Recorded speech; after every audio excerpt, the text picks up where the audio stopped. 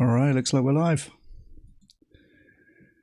Good. Well, this was something that happened about a week ago. I'm sure that many people have already seen this at some point by now. I'm told that Natalie Fulton also did a watch through of this. But it seems too good not to watch, and I wanted to watch it, so I thought I'd do it on stream. Hopefully some people come and join me, but here we go, let's have a look. Hey Bretto, yeah. I've heard that there's some choice moments in here. I haven't seen any of it yet, so let's have a go. Do you think we should reduce the amount of pain that plants are experiencing? Yes, we should. Plants matter. Hashtag plants matter. You're not addressing my points. You are not addressing my points. You are deflecting because I literally backed you into a corner. You can have sex and it was unethical, non-consensual, but it was great. Or you can have the consensual sex and it's not quite as good. Which one do you pick? Probably a cheeseburger. Is eating meat unethical, or has the conversation around... This is seems like the average vegan versus meathead intelligence gap is being exhibited right here. around veganism and ethical dieting become too rigid and moralized? I'm John Regalado, and for Jubilee Media, this is Surrounded, where one brave soul faces a room. Seems like this guy who is the vegan is a philosophy lecturer or has a philosophy PhD. Rather handsome British vegan. Know some of those myself. Full of disagreeers. Today we're diving headfirst into veganism, factory farming, and what it means to eat ethically. I'm here in the center with our featured guest, Dr. Jack Symes. Welcome to the show. Hey, thanks for having me. Yeah, I have to say I've not seen anything of this guy, but I've heard good things, so yeah, I'm excited to see him in action. Are you ready to debate the circle? Sure am. I'm looking forward to hearing what reasons they've brought for their unethical lifestyles. Are you all ready to bring your best arguments? All right, let's get into it.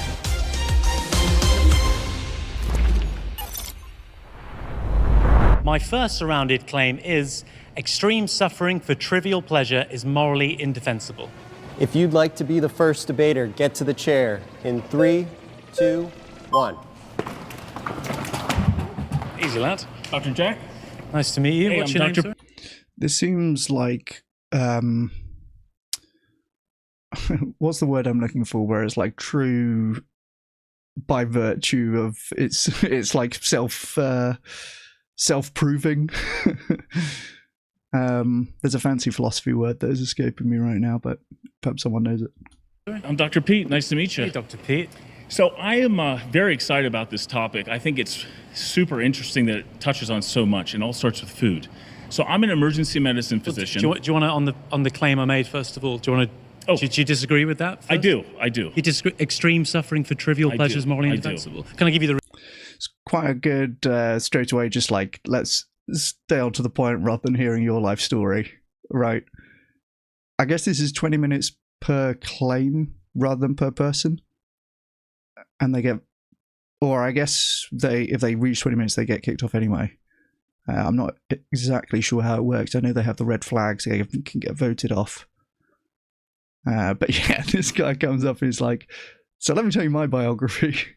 The reason, then you can disagree? Yeah, absolutely. So I think this principle comes from any of the major world philosophies. So you could be religious or not religious. You could be a Christian, a Jew, a Muslim. You could be a Hindu, a Sikh. You could be a Buddhist. Or you could have one of the secular moral philosophies as well. You could be an Aristotelian, a utilitarian, an existentialist. But the easiest way to understand it is just being a utilitarian, right? A good action is one where you create lots of happiness and pleasure and very little pain and suffering. But unfortunately, when it comes to factory farming, it's the other way around in our treatment of non-human animals in general. Quick example, and then I'll let you jump in. Please. A broiler chicken exists for 6 weeks. As soon as it's born, it has its beak clipped off with a guillotine. It's put in a cage so small it can't move. It's pumped full of food for 6 weeks straight. It's so fast that its organs fail, its legs break under its own weight. It goes blind because of the toxins in its own feces. And then it has its throat slit alongside 10,000 or so of its brothers and sisters. I think that's an extreme amount of pain and suffering for what is trivial pleasure, which is the taste on your lips. Would you agree? Well, I'll say that all of civilization is about chasing triviality. And at the same time, I think that suffering... On that, do you think that's too much suffering? Tautologically, that's the word I was looking for. Seems almost tautologically true. If you define the suffering as extreme and the pleasure as trivial, And if you think morality has anything to do with pleasure and suffering, then yeah, without any other context, this seems like tautologically correct. I would definitely also say that suffering is inevitable and it's essential. It's inevitable, but you can minimize it, right? Is there too much there? Nice, AQ. That's something that I need to learn. So I'm here to learn. So as an emergency medicine doc who takes care of suffering all the time... I'm happy to talk about that, but if you can just say, is that too much suffering imparted onto the chicken? That particular example? Yeah. Whatever it takes.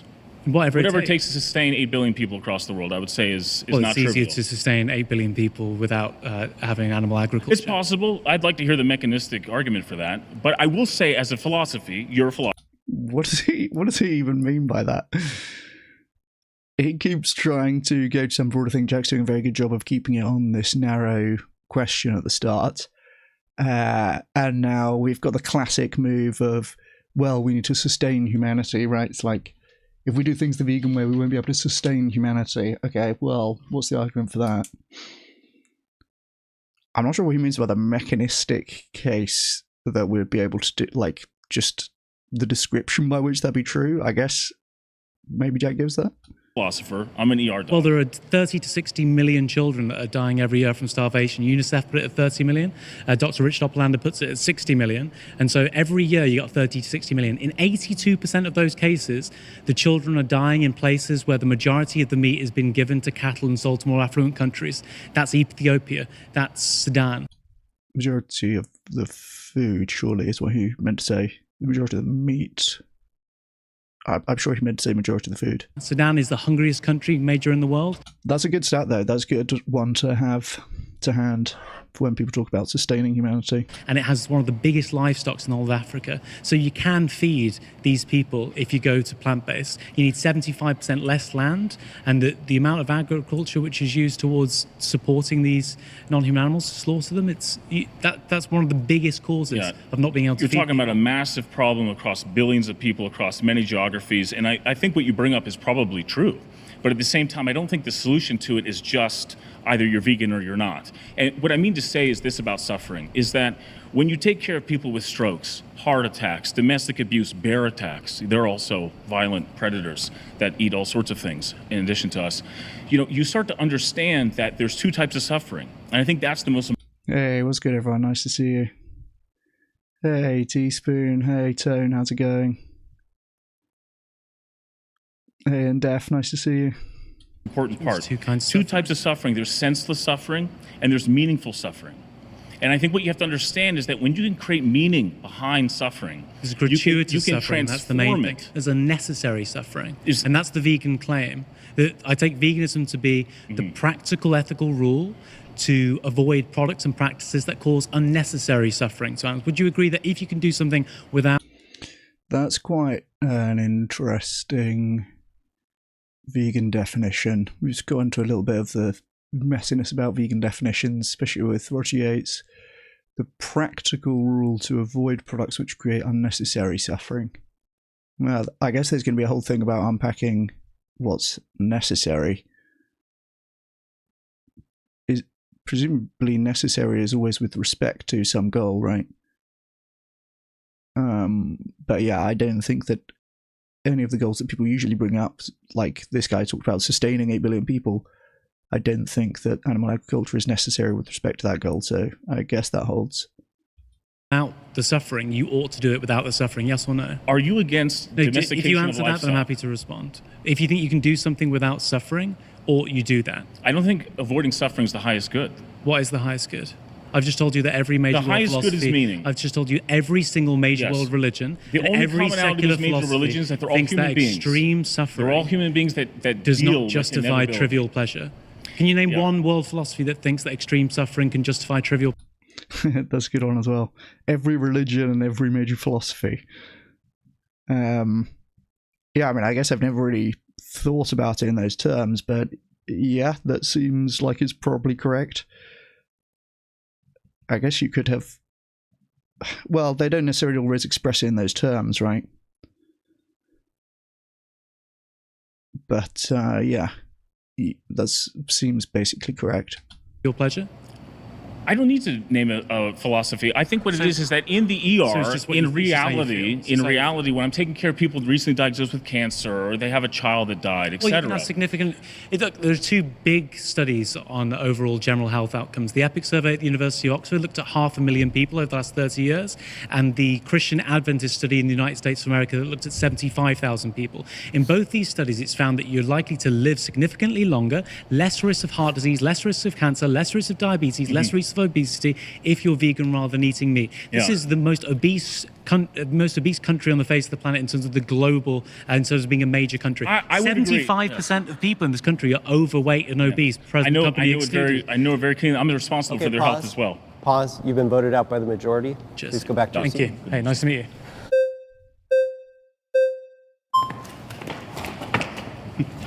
How's it going, bud? Dr. Symes? Nice to meet you. What's your name, sorry? You've got an advantage if you're on that side of the circle, haven't you? It's a little bit tough. My name is Brian. Nice to meet you, Brian. You have a PhD in philosophy? I do, yeah. That was my first major. Oh, cool, nice. Okay. Where'd you study? Philosophy. Yeah. Oh, what do you mean? Where did you study? Oh, University of Texas, San Antonio. Very nice. Yeah, I actually went to the National Ethics Bowl. Oh, cool. And That's competed great. in it. Yeah. Awesome. So let's talk. What do you think of the claim? I made the claim earlier to one of your peers that there's no major world philosophy that thinks that extreme suffering justifies trivial pleasure. Would you agree with that? So can we just stick like point by point rather than bouncing around? I just want to. Yeah. Okay. So just Hold on, but this is the point. This is the claim that's in contention. I guess he's asking specifically about no major world philosophy taking that. How's the first thing he said? Whoa. Stick point by point. It's literally only I said one thing. Just that claim. So what I heard from you is that you believe in minimalizing suffering. I think all of the major world philosophies hold some version of that to be true, yeah. So I will not defend factory farming. There is another way of producing meat, and it is regenerative agriculture. Okay. And regenerative agriculture reduces all of the harm. Okay. Doesn't reduce all of the harm. The first. Well, the majority. The main problem with the regenerative agriculture stuff, in my view, is just practically, if you go and try to eat like that, you will find it very, very difficult to do. I agree that it's much less bad than getting factory farmed products. Like, I really do. And not all vegans will think that. I think it's a world of difference ethically if you have like the idyllic conditions that one can imagine in a regenerative system. But we exist in a system of labeling products which is just entirely designed to obfuscate the reality of the production system. So if you had a reliable labeling system where people can clearly see this is from a factory farm, this is not from a factory farm, this is from the ideal regenerative system, then this position would become a lot more defensible. But like practically, people go about this like grass-fed, but that doesn't necessarily mean not factory farmed. You've seen those videos of the truck driving along and dumping loads of grass into the troughs that the cows are eating just on a feedlot. It's like, well, that's grass-fed, I guess. And if those kind of systems exist, odds on there's many more cows in those kind of systems than grazing, right? I think that, again, pasture-reared is like the other version of that, but then you have this problem where you can be pasture-reared and still eating crops, which does happen, right? It's not, you can be having like all the damage from the soy, which I sense we're going to talk about with one of the other people here who's bringing up plant suffering. But I think pragmatically it's very, very difficult to actually do the regenerative grass-fed thing. I think that would be my challenge to somebody trying to go down that road. Just because, I think it's important to highlight, like, actually in practice, the system of labeling doesn't really make it possible to live like this. Majority of the harm, they live beautiful lives on regenerative ranches. Just one bad day, right? Right, absolutely. One bad day. I've had that. Yeah, that's the other thing as well. If you could, that's true, Soy Daddy. If you could have the regeneratively farmed, idyllic, all the time on the field, none of this other stuff going on, it would still follow that everybody has to eat far less meat, because there's a far lower amount of meat that you can produce that way. So this is, this is not like an argument for carnivore. It's an argument for the Eat Lancet diet, basically. Yeah. Bad days, bad They hair don't know days, that it's coming, but they're serving. Hey, Vegan Anthem, nice to see you. Hey, Savvy Coops. Hey, Jake, how's it going? Nice to see you. You must have just finished. I've got you still. It says you're live up here.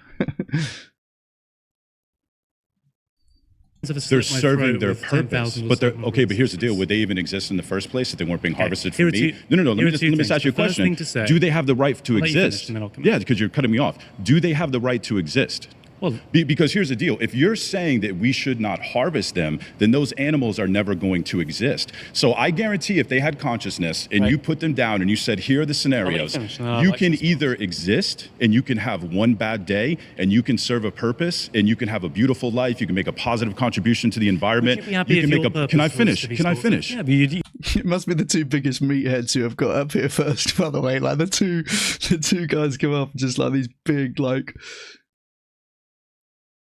yeah, carnivore coded. You're taking a pause. Yeah, absolutely. I've heard the case. So when I die, I want to be buried in the soil and I want to decompose so that my carbon returns to grass. The conscientious farming is a myth because you're not addressing my points. You are not addressing my points. You are deflecting because I literally backed you into a corner. How can you tell? You're speaking over him the whole time. You don't know what he's addressing. You haven't heard anything he said. Conscientious farming. What about all of the mice? There are more what about all of the rabbits cows, that pigs, die? chickens, Have you and ever spent turkeys. time on a farm? Yeah, have you ever talked farm to farmers? Okay, and how many mice, how many rabbits are murdered to produce vegetables? 80% of all of how the many vegetables are murdered to that are grown, produce vegetables? 80% of all of them are fed to factory farms. I've just told you, 80% of all of soy is given to non-human animals. Only 7% is given to human beings. The soy is grown for the soy emoji. Oil. The soy is grown for the oil. So it is literally extracted. The leftover product is then fed to cattle. That is a manipulative statistic. I am here for discussion. You won't address the points. Let me respond. Go back to the soy. Go back to the soy. Dude, this guy cannot. Maybe this is the thing to do in these. Like, you've got such a short amount of time.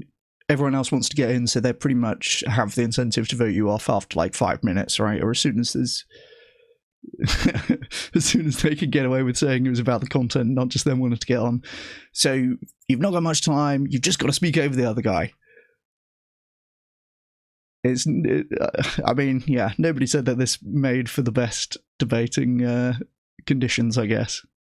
But, you know, good content, so what can you say? Go back to the soy. Yeah, go back to the soy. 75% reduction, according to Hannah Ritchie in 2022. She says that's our world in data. You get a 75% reduction in all agricultural land. 30% of all your agricultural land is given to cattle. We've got 80 to 90% species You're not addressing the soy statistic that you just brought up. You're not addressing the soy.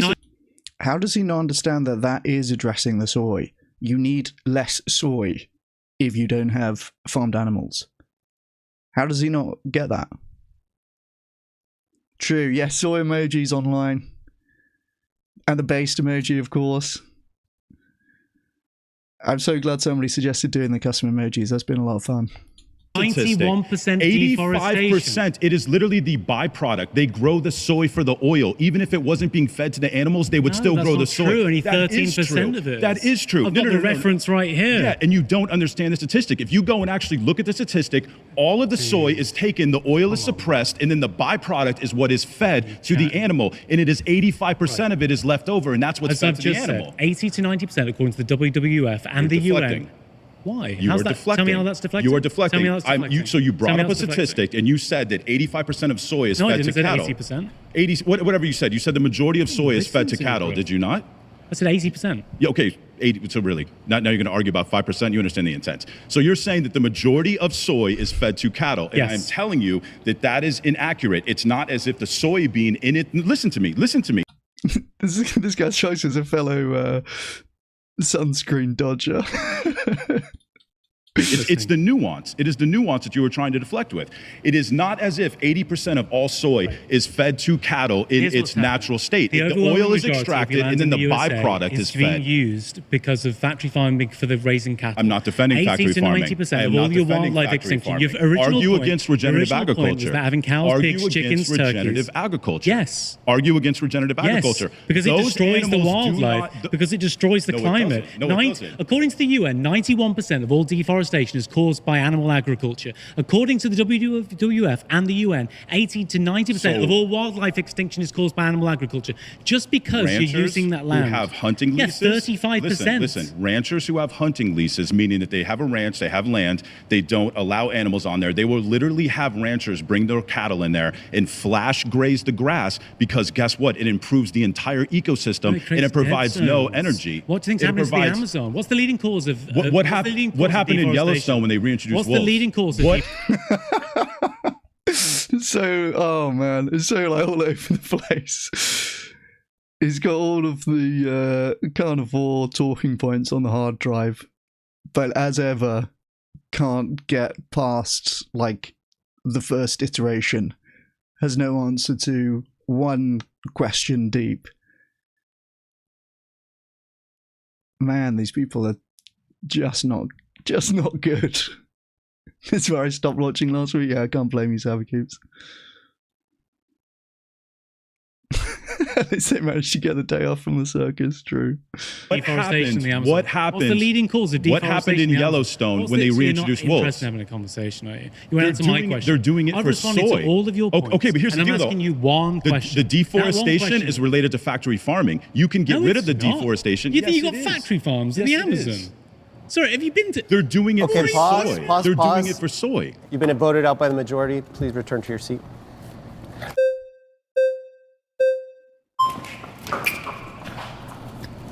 How's it going? What was your name, sorry? B. Nice to meet you. Girl gone.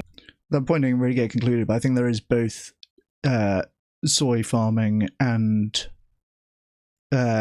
grazing land being created in Amazon deforestation. Look how menacing he's looking in the background.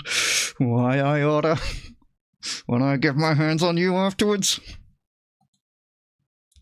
On carnivore, actually. You're carnivore? I am carnivore. Full carnivore. You do So this will be fun. Go on. Okay, yeah, you Why do are you you. a carnivore? I do it mainly because I can't survive without meat. Can't survive. I cannot survive like a without desert it. island scenario for you every day. It is. It truly is. What condition do you have, if you don't mind me asking? Sure. I have gastroesophagus reflux disease. Okay. And so I cannot eat a vegetarian or vegan diet. I will literally get very, very sick. And I was actually vegan vegetarian when I was 16 years old. And that's when I got diagnosed. This is a tricky one for me. I feel like I would not really know. You have to know all the details of like all of the conditions that people might come at you with. I don't know how I would really interact with this, to be honest. Let's see what he does. I've been on a journey. Thank you. You've seen dietitians, you've spoken to GPs, you've seen doctors. I've seen doctors, I've seen GPs. They've all put me on medications, and I was on medication for over 10 years that actually ended up depleting my vitamin D levels and put me in great amounts of depression. Okay. And I was also told by doctors that I would never be able to power lift again. I am now.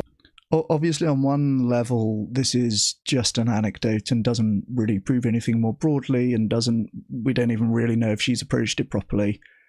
So I guess that's what I would say about this, but what would I say to the person?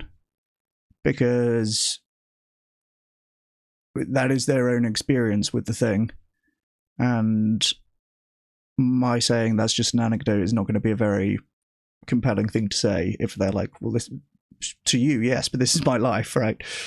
And so she's like, I've got gastro into whatever she said. Presumably Jack doesn't necessarily know all of the details of this. Yeah, we'll see. We'll see where it goes. Lifting 315 pounds with a deadlift. And you couldn't find any of the, like, all of the amino acids, all of the nutrients you need. You see the guy in the background being impressed with her lift. And you couldn't find any of the, like, all of the amino acids, all of the nutrients you needed in a plant-based diet. Unfortunately, I could not. What was it you were missing? Mainly protein. I cannot consume enough protein from vegetation that I need to get it from meat. There's a study by... Vegetation is a funny word, but like, yeah, you're not gonna get it just by eating vegetables, right? Putting it in those terms is very comical. Miguel Lopez, a big one yet last year in 2025 Journal of Sport Medicine, that looks at over 8,000 papers across protein intake and found there was no difference in terms of protein intake and upper body strength, lower body strength, and overall body strength. So I'm always surprised to meet somebody who says that, this just doesn't work. Obviously. Wait, what was that? Total protein intake and strength? That can't be right. Papers across protein intake and found there was no difference in terms of protein intake and upper body strength, lower body strength, and overall body strength. That seems like it's got to be wrong, right? I mean, you can get protein from plant-based sources, and frankly, now that we have protein shakes, it's just trivially easy to get enough protein. I was thinking about this yesterday with supplements and stuff like that. Like, we really didn't have this 100 years ago. You can now survive on just Huel, and you'll get everything that you need, and you'll get enough protein and everything else. So I think it's trivial to get everything that you need, but it does not seem like, surely that's not right. There's no impact of protein intake on strength. Really? So I'm always surprised to meet somebody who says that, this just doesn't work. Obviously great athletes who take on a lot of protein as well. And when you look at basic things like, And is he saying difference in the source of protein? I think it was a little bit vaguely worded.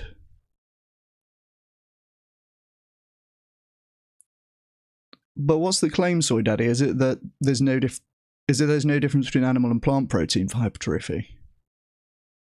Because that seems more feasible. He sounded like he was saying there's no connection between protein intake and strength at all. Which that doesn't seem feasible. Your tofu per portion is going to have more protein than your eggs. Your seitan's going to have nearly twice as much protein as your lean meat, your sirloin. Okay. I think I just misinterpreted what you're saying. Well, I don't think he worded it greatly, to be fair. Steak. Your soy milk's going to have more protein than your whole or semi-skimmed milk. So I'm always surprised to hear people can't get the protein. I wonder, did you do those things? Did you carefully picked all of those? It's an inflammation issue, really, when it comes down to it. So anytime I eat any other foods that are not meat, I get tons of inflammation. Okay. And so I can't physically lift. I can't physically really move. I feel very ill. Yeah. And so it's so interesting that inflammation is something they always say. I was looking at some of the evidence on this. I don't want to say anything too conclusive on this because this wasn't the main thing I was looking at. I could have it wrong. But from what I can tell, it seems like increased consumption of pro-red and processed meat is usually what people are talking about, or what these studies seem to implicate for bad things, associated with higher biomarkers, which are like an indication of inflammation or something like that. I can't really remember the details. But I have it on the hard drive that there's some reason to be skeptical about all of this inflammation stuff that always gets brought up. I'm showing lost frames over here. Alright, hopefully you guys can see what's going on. Let me know if the stream's okay in chat. So meat actually makes it where I can live and then strive. Do you want to be vegan? I do not want to be vegan. Why? I do not want to be vegan because it makes me sick. But like if you were, you didn't have these health conditions? If I didn't have these health conditions and I could eat whatever I wanted, it's possible, but it's a really good question. I really feel like maybe Yeah. Maybe you probably would. Yeah. Maybe. I mean, right? If I had no adverse effects to the vegan foods, Okay. then maybe. So, sure. so do you try? I think conscientious farming is a myth, but do you try and get the meat-based and animal-based products that you get from as ethically as possible? I have. I'm not going to say that I do it all the time, because I'm Yeah. not going to lie to you. But my brother's actually a farmer out in Texas, and I try the best that I can to get my meat from my brother, because I Yeah. find that that's the best way to do it. I've actually went out to Texas and processed a cow with him, so I was actually there. He shot the cow, and then we processed it, and it was an experience for me, because I actually got to see where my meat comes from, as opposed. Yo, am I getting... Damn, okay. I'm getting copyright struck. Am I not allowed to watch this? Surely you're allowed to do react streams to this kind of thing.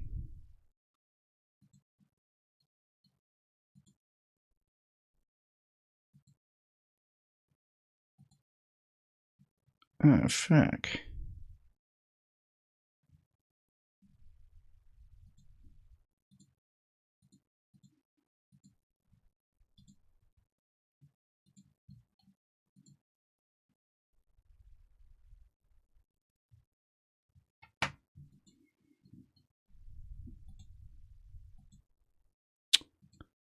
Oh my goodness. Are we back? Are we back? Surely you're allowed to do react streams to this. I think it's when I turned on ads it went, I didn't like that. I guess I'll leave that off. Alright, take it easy and Def. Nice to see you. Yes, we're back. Alright, sweet. Must be when I turned on ads. Serves me right. Well, let's crack on then. I guess, oh, fucking hell, it's saying... It's giving me another error message here.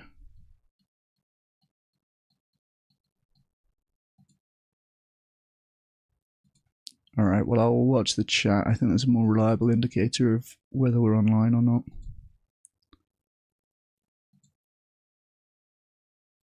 Stream suspended for policy violations. Fuck.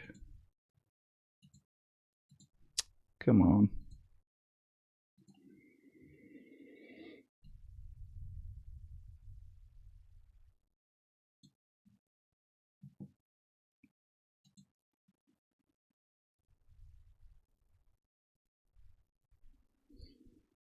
Hmm.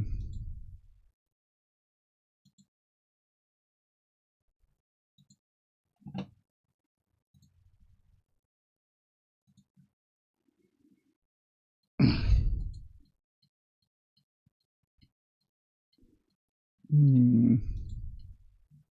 Oh, nice. Okay. All right. Well, maybe this is gonna work.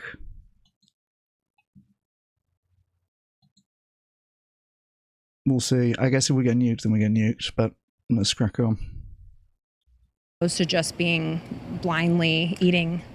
Yeah. So I'm not sure I'd enjoy it more if I got to see the creature. All right. Let's get back a little bit, Hanks. We're try the best that I can to get my meat from. But interesting, I didn't get comment on this, but interesting that this lady said basically yes, she would like to be vegan if it was possible for her.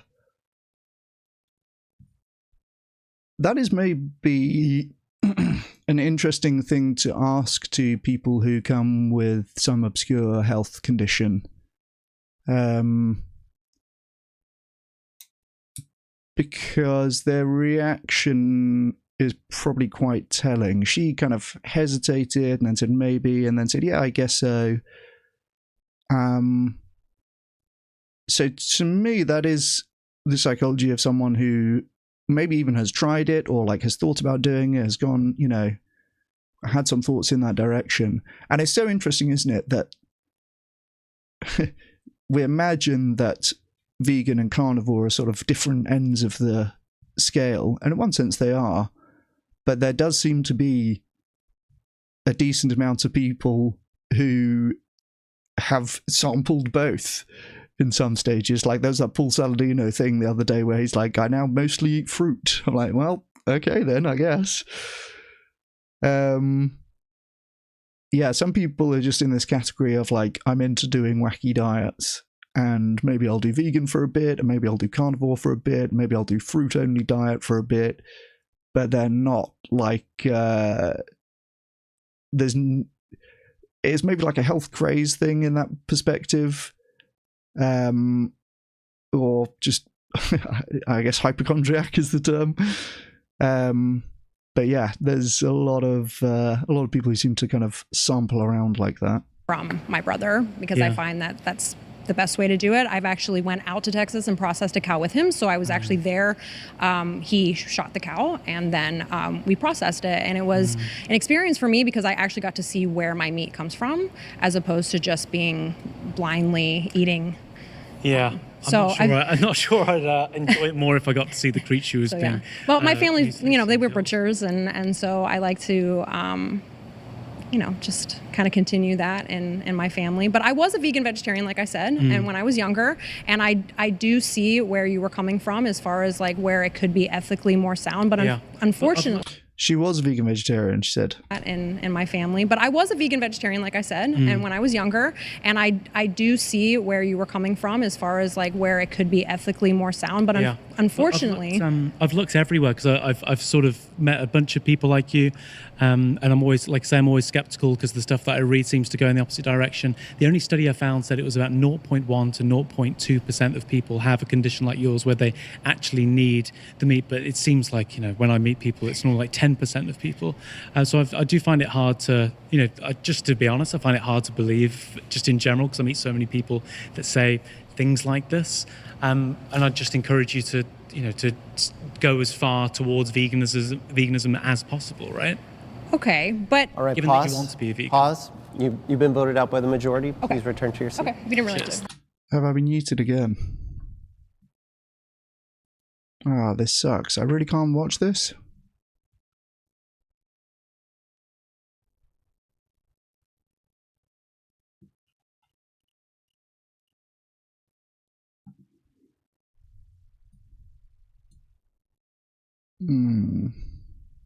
That sucks.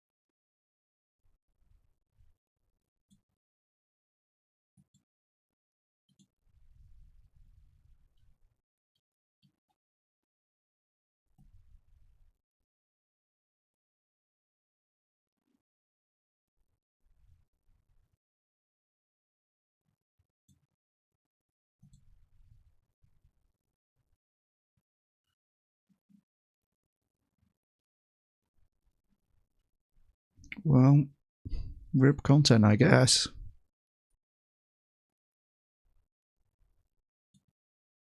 I don't know if I can watch this, guys. It's going to keep on kicking me out, I think.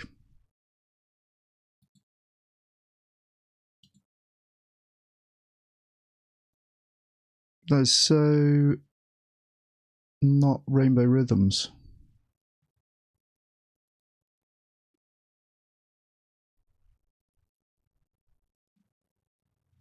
I can't even see where to see any information about this.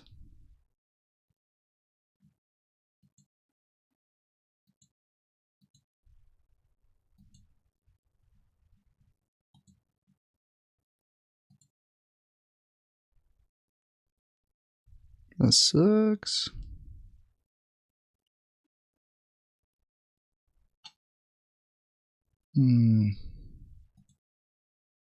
Yeah, rip content, I guess.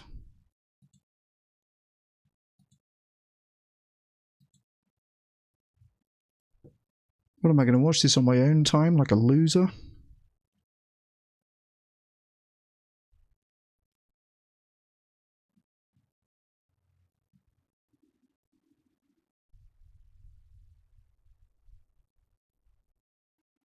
Ooh, that could be a good idea, Teaspoon. Yeah, maybe that's a bit more tractable. He did a debrief with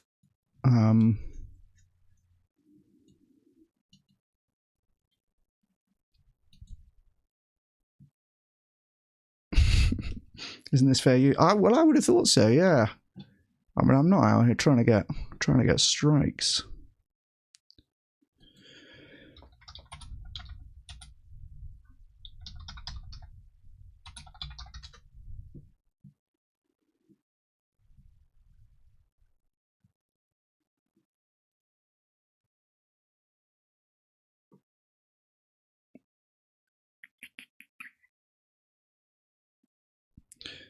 Where am I going to find that? Oh, you linked it. Thank you.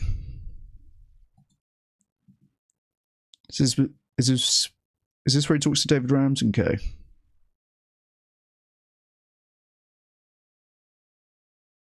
Okay, nice. Hello, and man, I wish I could watch the real thing. That's honestly unbelievable. You see streamers doing reacts to this kind of shit all the time, no?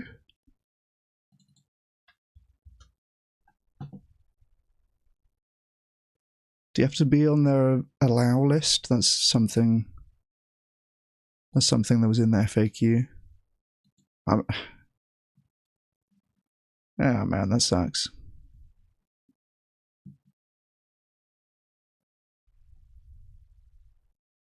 Yeah, all right, let's do this.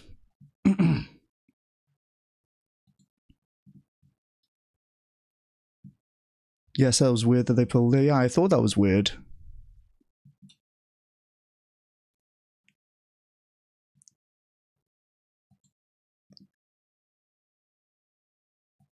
Is this worth watching? The other thing I thought we could do is the new Matthew Nagra debate that came out. I haven't watched that yet. That's sitting there. That's sitting there ready for us.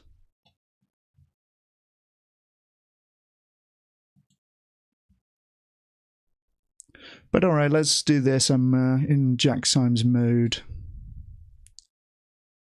Yeah, I would have assumed so, Savvy Coops, but I guess not. I guess we're getting yeeted. Maybe I wasn't pausing enough. Who knows? Well, rip content, I guess. hello, and welcome to the post-Jubilee discussion. Here we are with my good friend and one of my oldest co-hosts, Mr. Ollie Marley. How are you doing, Mr. Marley?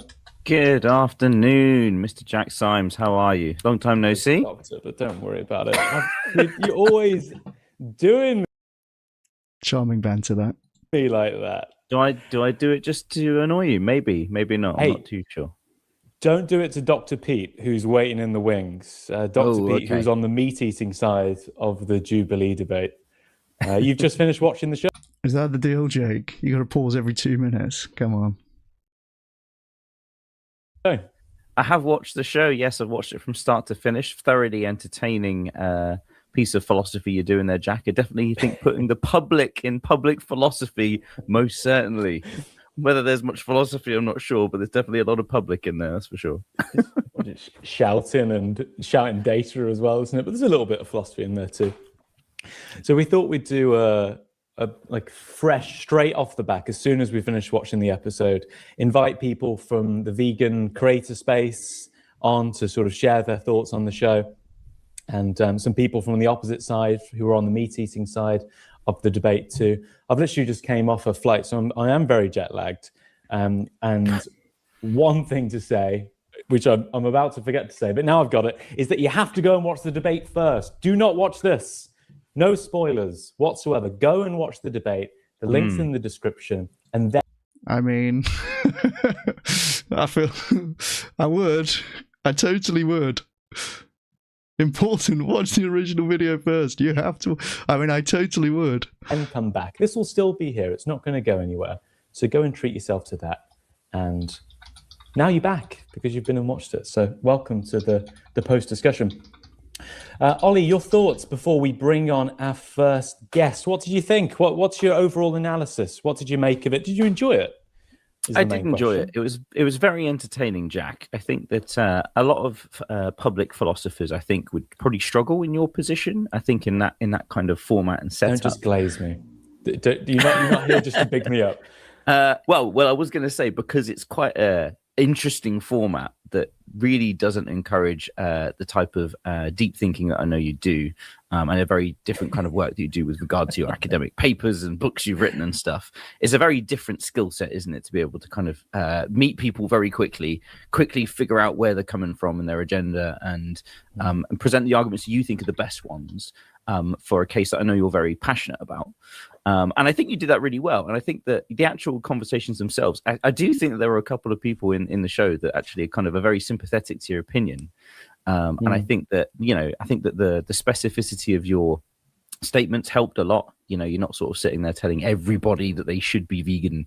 And I think that, you explain your views very clearly. Even you have a lot of patience for the crazy plant lady, I'm going to call her, who just wanted to have a bit of a moment.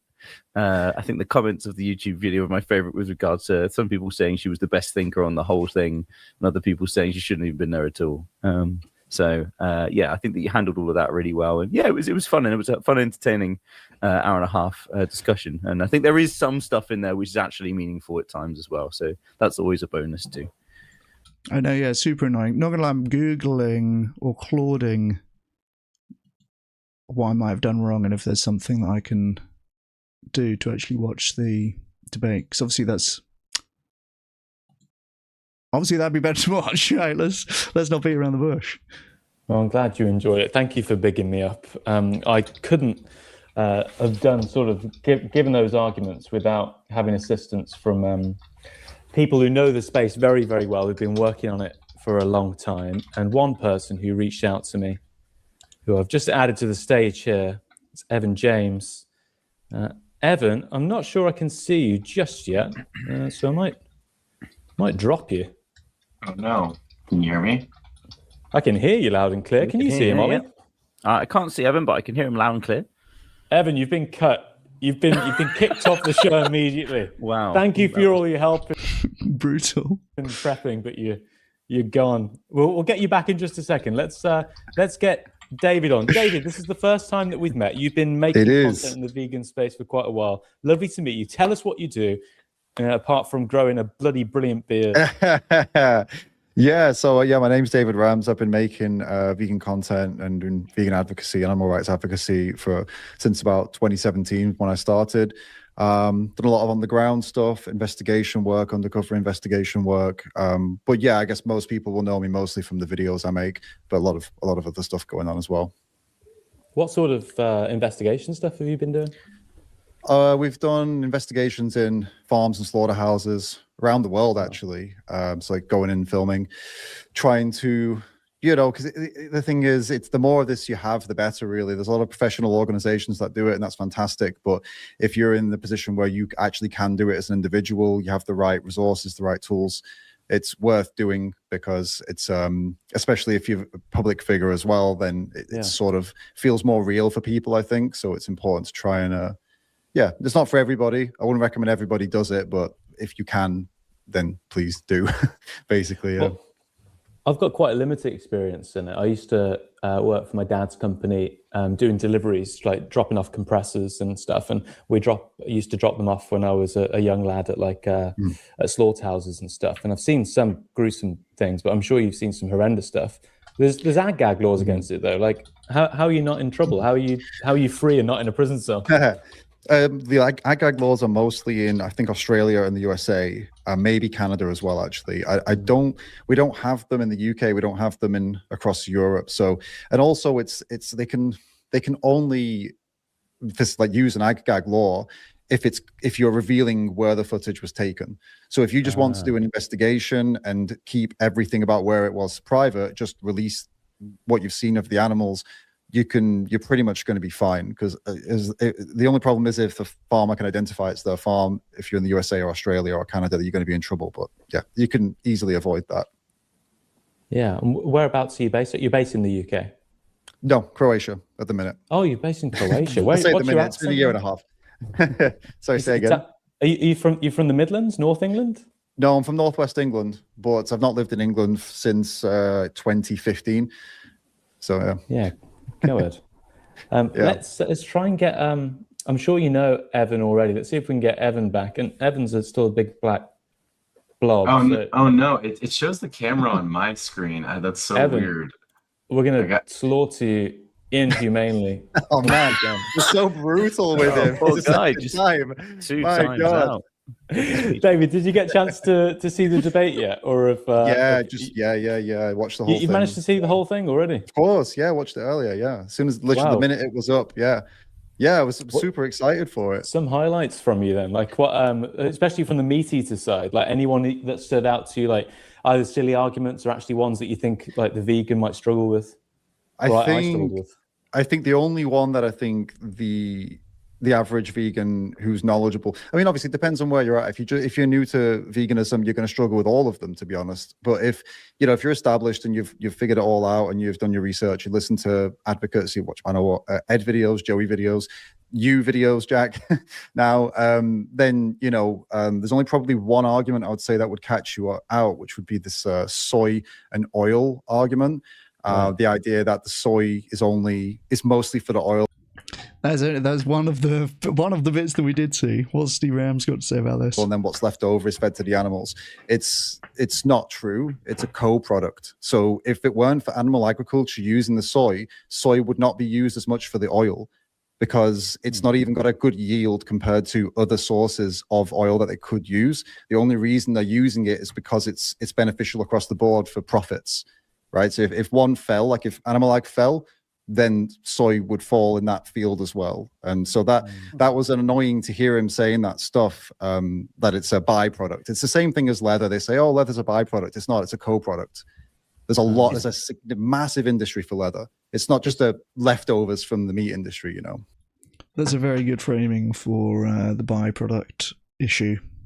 It's a co-product, not a byproduct. I think that's a useful framing to have. Is this a common argument you hear from this side of the fence, David? Is it like a newer thing that's popped up recently, or is it kind of like a way around certain arguments? It's a very, very niche thing. It's not common because it's difficult to wrap your head around, and a lot of people who are anti-vegan don't use it because I think they don't know about it, to be honest. The first time I heard it was, I'm not going to name drop him because I don't want to give the guy any more attention, but there was a big anti-vegan YouTuber. I say big, he just spent a lot of time making content, but he wasn't a big creator. Go on, name and shame him, David. I'm not doing it. He'll love it. He'll love it. He will love it, mate. Trust me, he loves the attention, and I figured that out years ago, so I stopped responding to him. But yeah, my friend Chris Hines, I don't know if you guys know Chris Hines, but great actor, great advocate. He did a massive debunk on this, and it's probably on his channel actually. Maybe I can send you the link later. He gets really into the weeds on this exact topic. So okay, brilliant. Sorry, Ollie, were you about to jump in? No, I was just saying I'd never heard of it before this particular show that Jack was on. So it's quite an odd one that when it popped up, I was like, I've never heard people talking about oil with regards to soy and stuff. So it just sounds like a bit of a gotcha, really. It's not like an actual proper. The thing is, even if you grant it, it doesn't really change anything. It's just he's just getting into the weeds on a specific point. I guess his whole point was to try to prove that Jack's point was wrong. It wasn't necessarily that it was the linchpin that was holding veganism up, and if you just get that bit out, everything falls to pieces. It wasn't that at all. It was just that, oh, Jack, you said something that's wrong, and here's why it's wrong, and that was all he was trying to achieve. I think there wasn't like a wider point. Was that Brian? Yeah, that was big bald guy, second guy. It was, who was it? Brian? Was it Brian? I don't think he was even bald, was he? He did have quite bald energy though. Super early on. He's yeah, bald, it was Brian. Yeah, Brian actually, he was a standout for me because I don't know if they've cut it. Jubilee might be cutting it in a weird way, but he comes out and he's like, "Yeah, I studied philosophy too." So you're thinking, "Oh, so he's gonna know how to argue, right? This is going to be probably the most interesting point of the whole thing." And then he just says, "Well, they wouldn't exist otherwise, would they?" And you're like, "Dude, what is that? Is not in any way a coherent argument. They wouldn't exist otherwise. What other context would you use that in? Okay, so they've got two dogs fighting. They're doing a dog fighting ring. Look, they live great lives until fight day. All right. And one of them dies, one of them leaves injured. But like, look, up until that point, it's great. And they wouldn't exist otherwise. So wait a minute. No, you never use it there. You wouldn't use it for chicken cockfighting. You wouldn't use it for any of the circumstance an animal is in. You certainly would never use it for a human. For example, they could use the same argument to defend the slave trade. Well, I mean, you know, as long as they're treated well, and they might have one or two bad days where we have to work them a little bit harder than usual. But ultimately, you know, if we didn't keep them here and, you know, let them all, you know, get with each other and stuff, then they may not exist at all. I mean, they might be out there starving to death. You know, it's such a backwards to hear this guy say, "Oh, I've got a philosophy degree," and then immediately say that. I couldn't believe it. And then it didn't get any better either. It didn't improve. He just started shouting, didn't he? So I saw someone comment when the trailer went up. They went, "Hey, they got the angry guy back," and I knew exactly what they meant. It was just disappointing, to be honest. I don't know. I hadn't seen him before. I thought it might be interesting, but Oh, and then the regenerative ag as well. Like this is common, Ollie. This is really common. The regen ag is the answer to all of this. Apparently, regen ag. Sure, it's if you're going to compare it to factory farming, sure you can say it's better. But if the whole world were to change to regen ag, right, you'd have to reduce consumption of animal products by about between 70 to 80%. So I say, yeah, go for it. Hey, if you want to convert the whole world to regenerative agriculture, I don't agree with it ethically, of course.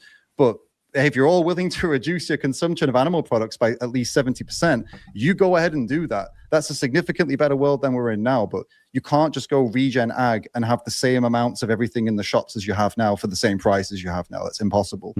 So you know, that's that's that point completely. I don't understand how people are using this as an argument. Oh, we'll just switch to regen.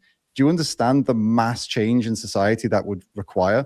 Like if they're pushing that too, I say go for it then, you know, keep pushing that.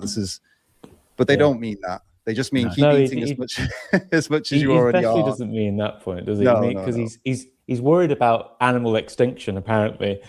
But 10,000 years ago, right, it was 2% of the Earth's biomass was humans and like the animals we were raising to eat. And now we're 98%. And as I kept saying, throughout, I think I say it like 3 or 4 times. I watched it back just for the first time. Yeah, that's a good point. They wouldn't exist otherwise is kind of incompatible with the regenerative if you accept the impacts of regenerative on nature. Now, it takes up so much space that would otherwise be nature and stuff like that. Like, if your concern is animals existing, regen is a pretty good way to minimize that, right? Literally just finished it and found myself saying the same things because people either talk over you or just the point doesn't land with them. One of them was that the WWF think that about 80 to 90% of all wildlife extinction is driven by animal agriculture. And so if he actually cares about animals going extinct, then he should care about more than just cows, pigs, and chickens, right? But he wouldn't hear any of that. Do you know what I mean? Like he just wanted to shout, and it was it made for a good watch, but it wasn't a good debate. Yeah, no, I saw a couple of situations in there. Was it Gerard? I think I'm thinking about right now. Let me just read my notes because I made a bunch of notes about this. Oh, that was it. Yeah, Gerard. Terrible individual. Well, okay, his behavior was terrible. I don't know if he's a terrible individual, but his behavior was disgraceful because he came in, right? So you could... Yeah, true, Savvy Coops. What's actually wrong with non-existence? People use that argument and think animals are in non-space/time somewhere waiting to be born. Yeah, that's very true. Yeah, failing to bring them into existence is not going to be any like moral problem being worth being concerned about, surely. Say that what he was doing with you could say, look, he was just trying to be philosophical. He was just trying to get to the bottom of an argument. Okay, fine. But that's not the impression I got from him. His energy didn't seem to be in discovery energy. He seemed to be in attacking energy. And then after the debate, you saw what he said, right? That he's going to consume more meat to offset. Yeah. And so your it's the gut classic instinct was thing correct. your uncle says it at like the family Yeah, wedding, doesn't he? right, He goes, well, I'm right. having twice. I had a gut instinct and a gut dislike for him immediately, and then I thought maybe maybe he was just trying to get to a point or whatever. Then he said that at the end. I knew it. I knew he had terrible motivated reasoning. But no, I hated what he did with you there. The way that he tried to put you in a place where you would compare the value of a cow to the value of a human, and he was doing that because ultimately there isn't really a good answer to that, right? Yeah. You know, if you say anything other than there is no amount of animals that compares to one human, that's the only answer that's going to sit well with somebody who's not in the vegan sphere or at least thinking about these things. And he knew that. He knew that 99% of people would be uncomfortable with you saying any number of cows in comparison to a human. That's why he was doing it. And it's not good, because you're just you're skipping about 50 steps, right? You need to build to that. You can't just go and speak to somebody on the street and say, I think a human life is worth this many cows. They're going to think you're insane. You've got to start off with the basics and like, okay, here's why cows are valuable. Here's why they're important. And then if you're ever going to say something like that, there's a lot of groundwork that needs to be done first, right? Because people are not there yet. But he knew that. He knew exactly what he was doing. Well, yeah, that definitely sounds like some butthurt behavior to after the debate. Oh, I'm going to eat twice as much meat. Like, okay. Which, by the way, I've made this point before, but like, would anyone take that threat seriously? Like, the idea is that the vegans may be, oh no, please don't eat twice as much meat. Oh no, I'll take it back. Like, does anyone take that seriously? Presumably these arseholes are eating just as much meat as they want. They're now going to eat more meat than they really want. They're going to be stuffed and feeling sick and go, oh, fucking hell, I've got to eat more meat still because I lost the debate against that vegan 3 years ago, so I've got to eat twice as much as I really want. Like, anyone who says that ends up obese. Like, yeah, that truly is a child's reaction. One thing that he did there is like, he said, I said, get away from the cows, just go like, does that count for any animal? And he'd go, okay, what about a Neanderthal? And then I think he said, well, Neanderthals are basically humans. It's like, well, okay, they're not humans, but yeah, they're very close to them, hence why the example is. He said, but not Neanderthals as well, maybe an infinite number or an uncountable number, because morality is grounded in social relationships. And then sort of progressed onto the Platonic argument, which would rely on objective morality. But even if it was grounded in merely social relationships, then again, his ancestors and our ancestors were having sex with Neanderthals 40,000 years ago. That's a pretty damn intimate relationship, which comes with some moral responsibility, not to kill the thing you're having sex with. So he just, again, like, he was good fun as well. He was really nice at the end. Like, all of them were really, really nice at the end. They all, like, everyone on the show, obviously, there for a debate, there for the spirit of it. But there wasn't a single person afterwards who wasn't like polite and courteous and sort of chatted after. And maybe I want to say 4 of them very open to it, coming back. Good. And cool. The most interesting thing is on Wednesday, the reaction. That's not bad. 4 out of 20%. You take that. It seemed to be like quite constructive conversations going on before we got copyright struck. I think we've been a bit lucky in the first sort of 10, 15 minutes here because we've referenced a couple of people who we did see. But given that we haven't managed to watch really any of that Jubilee video, very annoyingly, I think I might just watch the Matthew Nagra debate instead.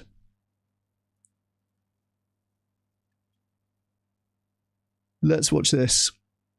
And I'll find a way, if there is one, to be able to watch the Jubilee thing. I'm reading some things about maybe you can fuckily mirror it or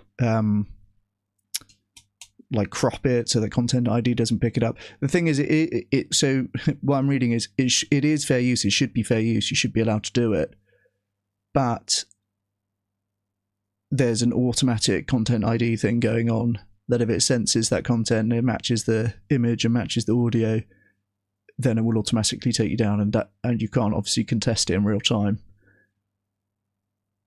So my AI is telling me, oh, you can probably do this if you upload it as a video, not a stream, but under a React video. That's not particularly fun, is it? So yeah, maybe we'll find a way to do that. But in the meantime,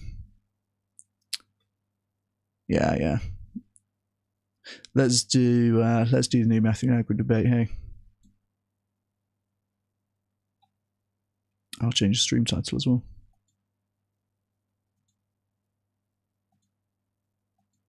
Afterwards as well, so people can hear more about kind of the history, your backstory, etc.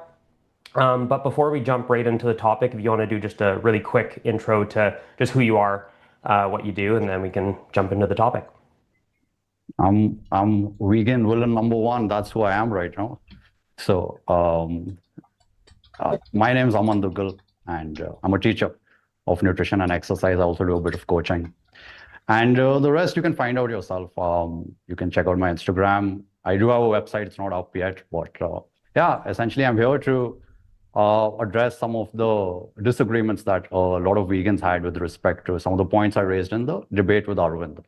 So here I am, and the sweaty pit debate. Yeah, that's not AC broken where this guy lives. I'm excited for the debate to begin. Here you go. So yeah, so let's jump right into things. Look at Nagra with the flawlessly dry armpits. Despite a shirt colour that I dare say would be showing it up if he was sweating. Look at that. It's like the Sahara Desert in those pits.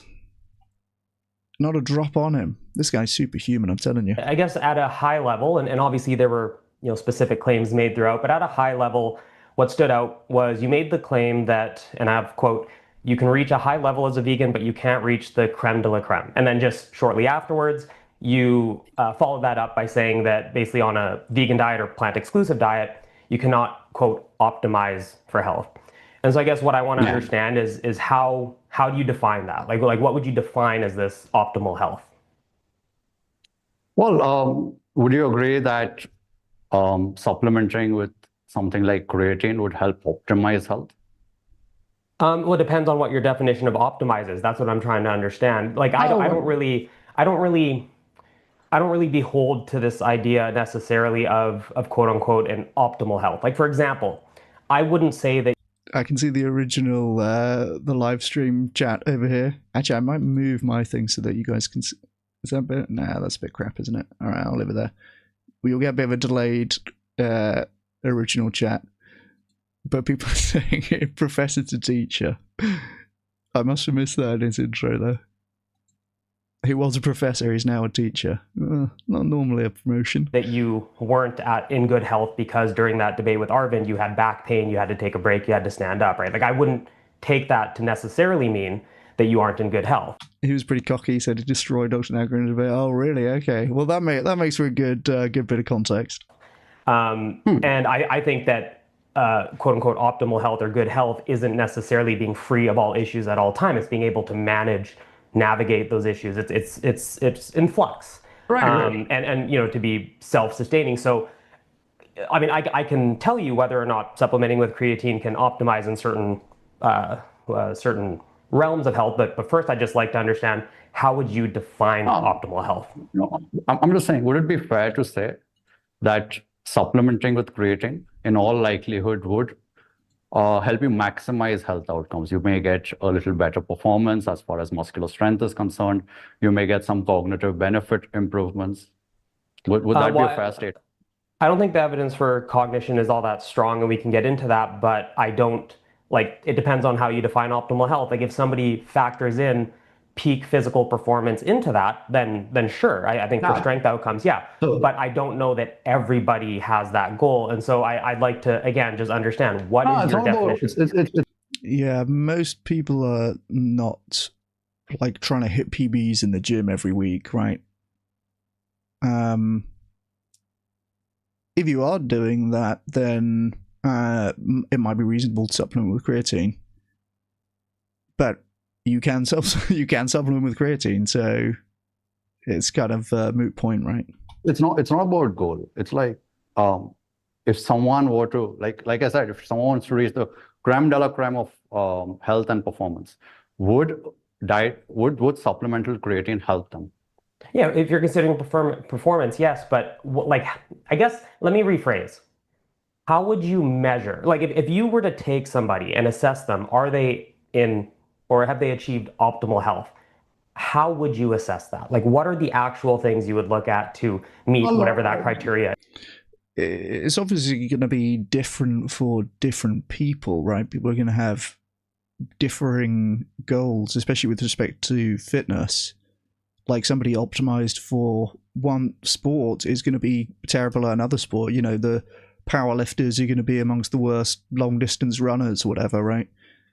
So, yeah, that's a good question to be asking. What does that actually mean? Because this guy seems to be assuming it's like gym maxing, but that is not necessarily the case. I've heard that bodybuilders often die young. I don't know enough to. Oh, look at this! We got Jake Lagatar in chat. We got Savvy Coops in chat. So we've got some of the gang here. That's nice to see. Yes. I'm perfectly happy with whatever measurement you would want to share. See, I already said I don't like behold to this idea of quote unquote optimal health, right? So I want to understand, because you made the claim. You made the claim about you cannot reach optimal health. I want to understand what you mean when you say that. I'm just trying to say if we share some common ground here, and so you're not of the opinion that supplemental creatine is beneficial for human health, is it? I think it's beneficial for athletic performance. I don't know that it improves other health outcomes, but again, that is sort of tangential to what I'm trying to get at, because creatine isn't, obviously there's a lot of things that were raised in that debate, and a lot of it hinges on this idea of you cannot achieve quote unquote optimal health. Now, if your idea of optimal health is the best health outcomes in every potential category, full stop, then like would you say that that's what it is? Like, is that how? Yeah, okay. I guess that would be a fair statement. So would you say that if you don't consume tea, that you are not achieving optimal health? Or if you don't consume coffee, that you are not achieving optimal health? Possibly, if there are some unique benefits that are associated with tea and coffee. Like I am someone that encourages consuming a wide variety of foods, so that whatever unique compounds are present in a particular food, you're able to derive that. And yeah, so I would say if that is the case for tea or coffee. I'm not that familiar with the literature on tea and coffee. Perhaps you are. Chatception, true. Trying to see who else we've got going on in chat here. Our VPM's here.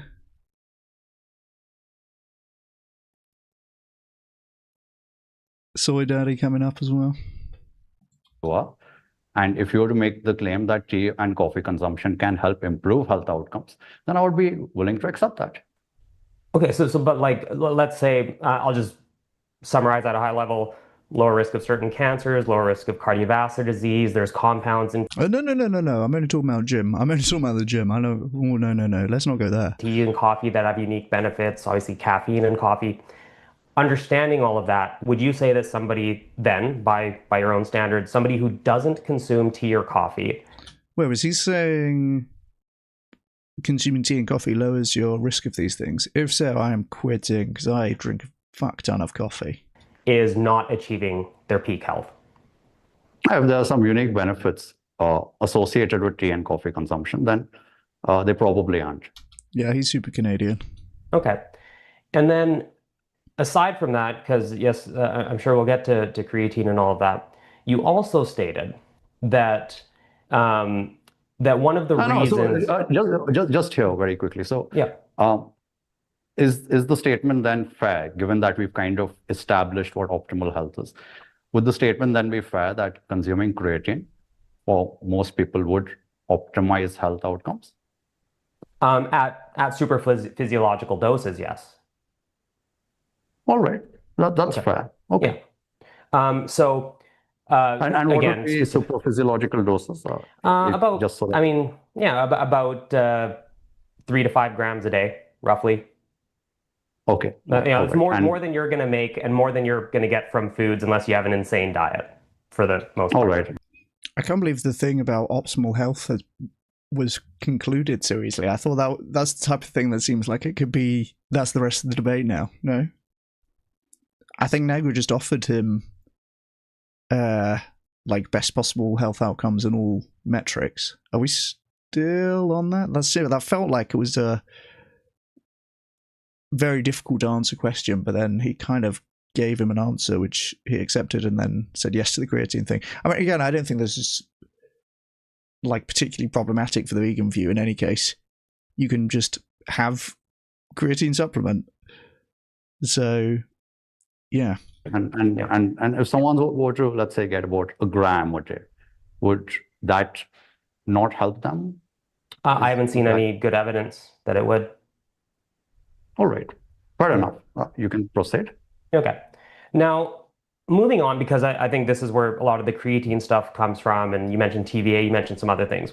The idea, and let me know if this is a fair summary of your position. I don't want to misquote or misrepresent you.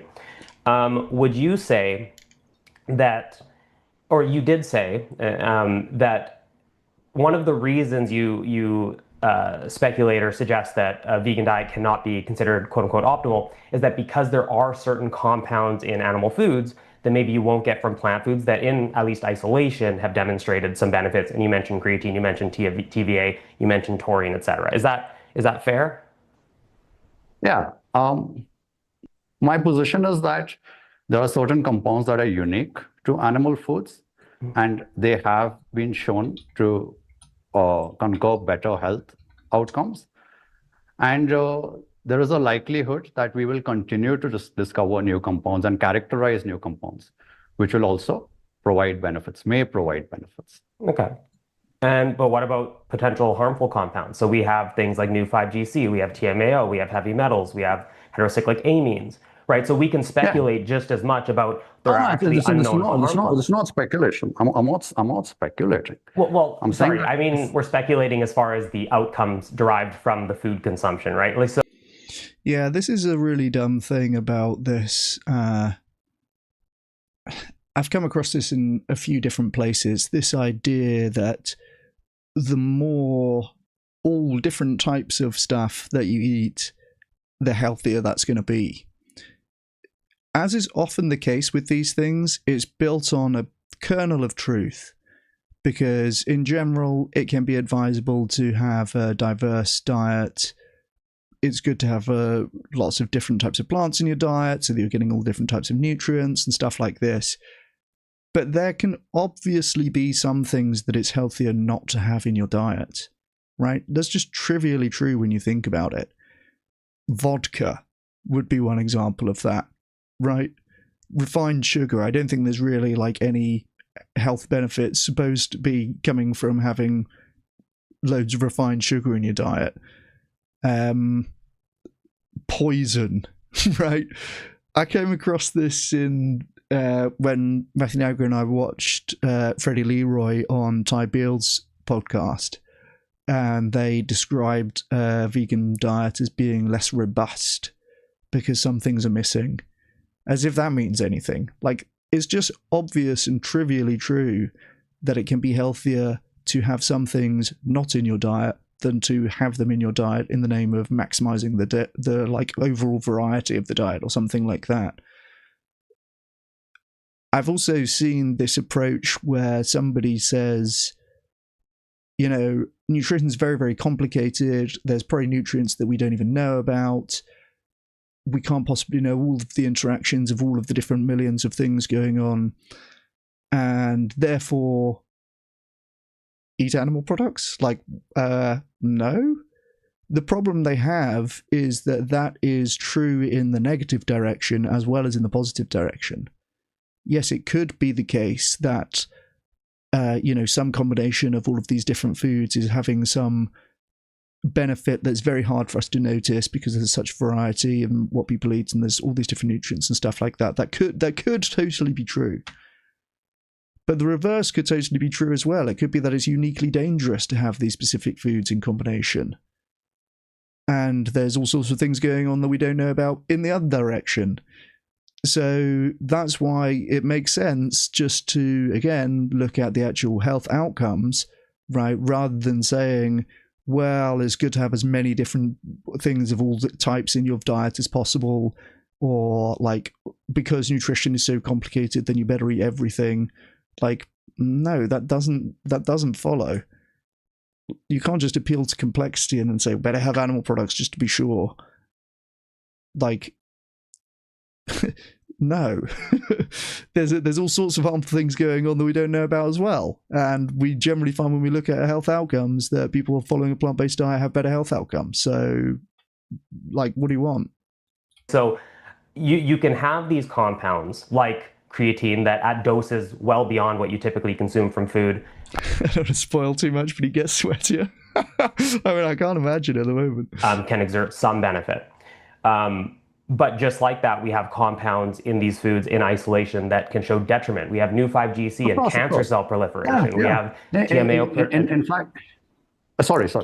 He looks like he might become self-conscious now. He's sort of trying to cover it up. He's just looked at his own cam and go, "Oh shit, I've got the pits."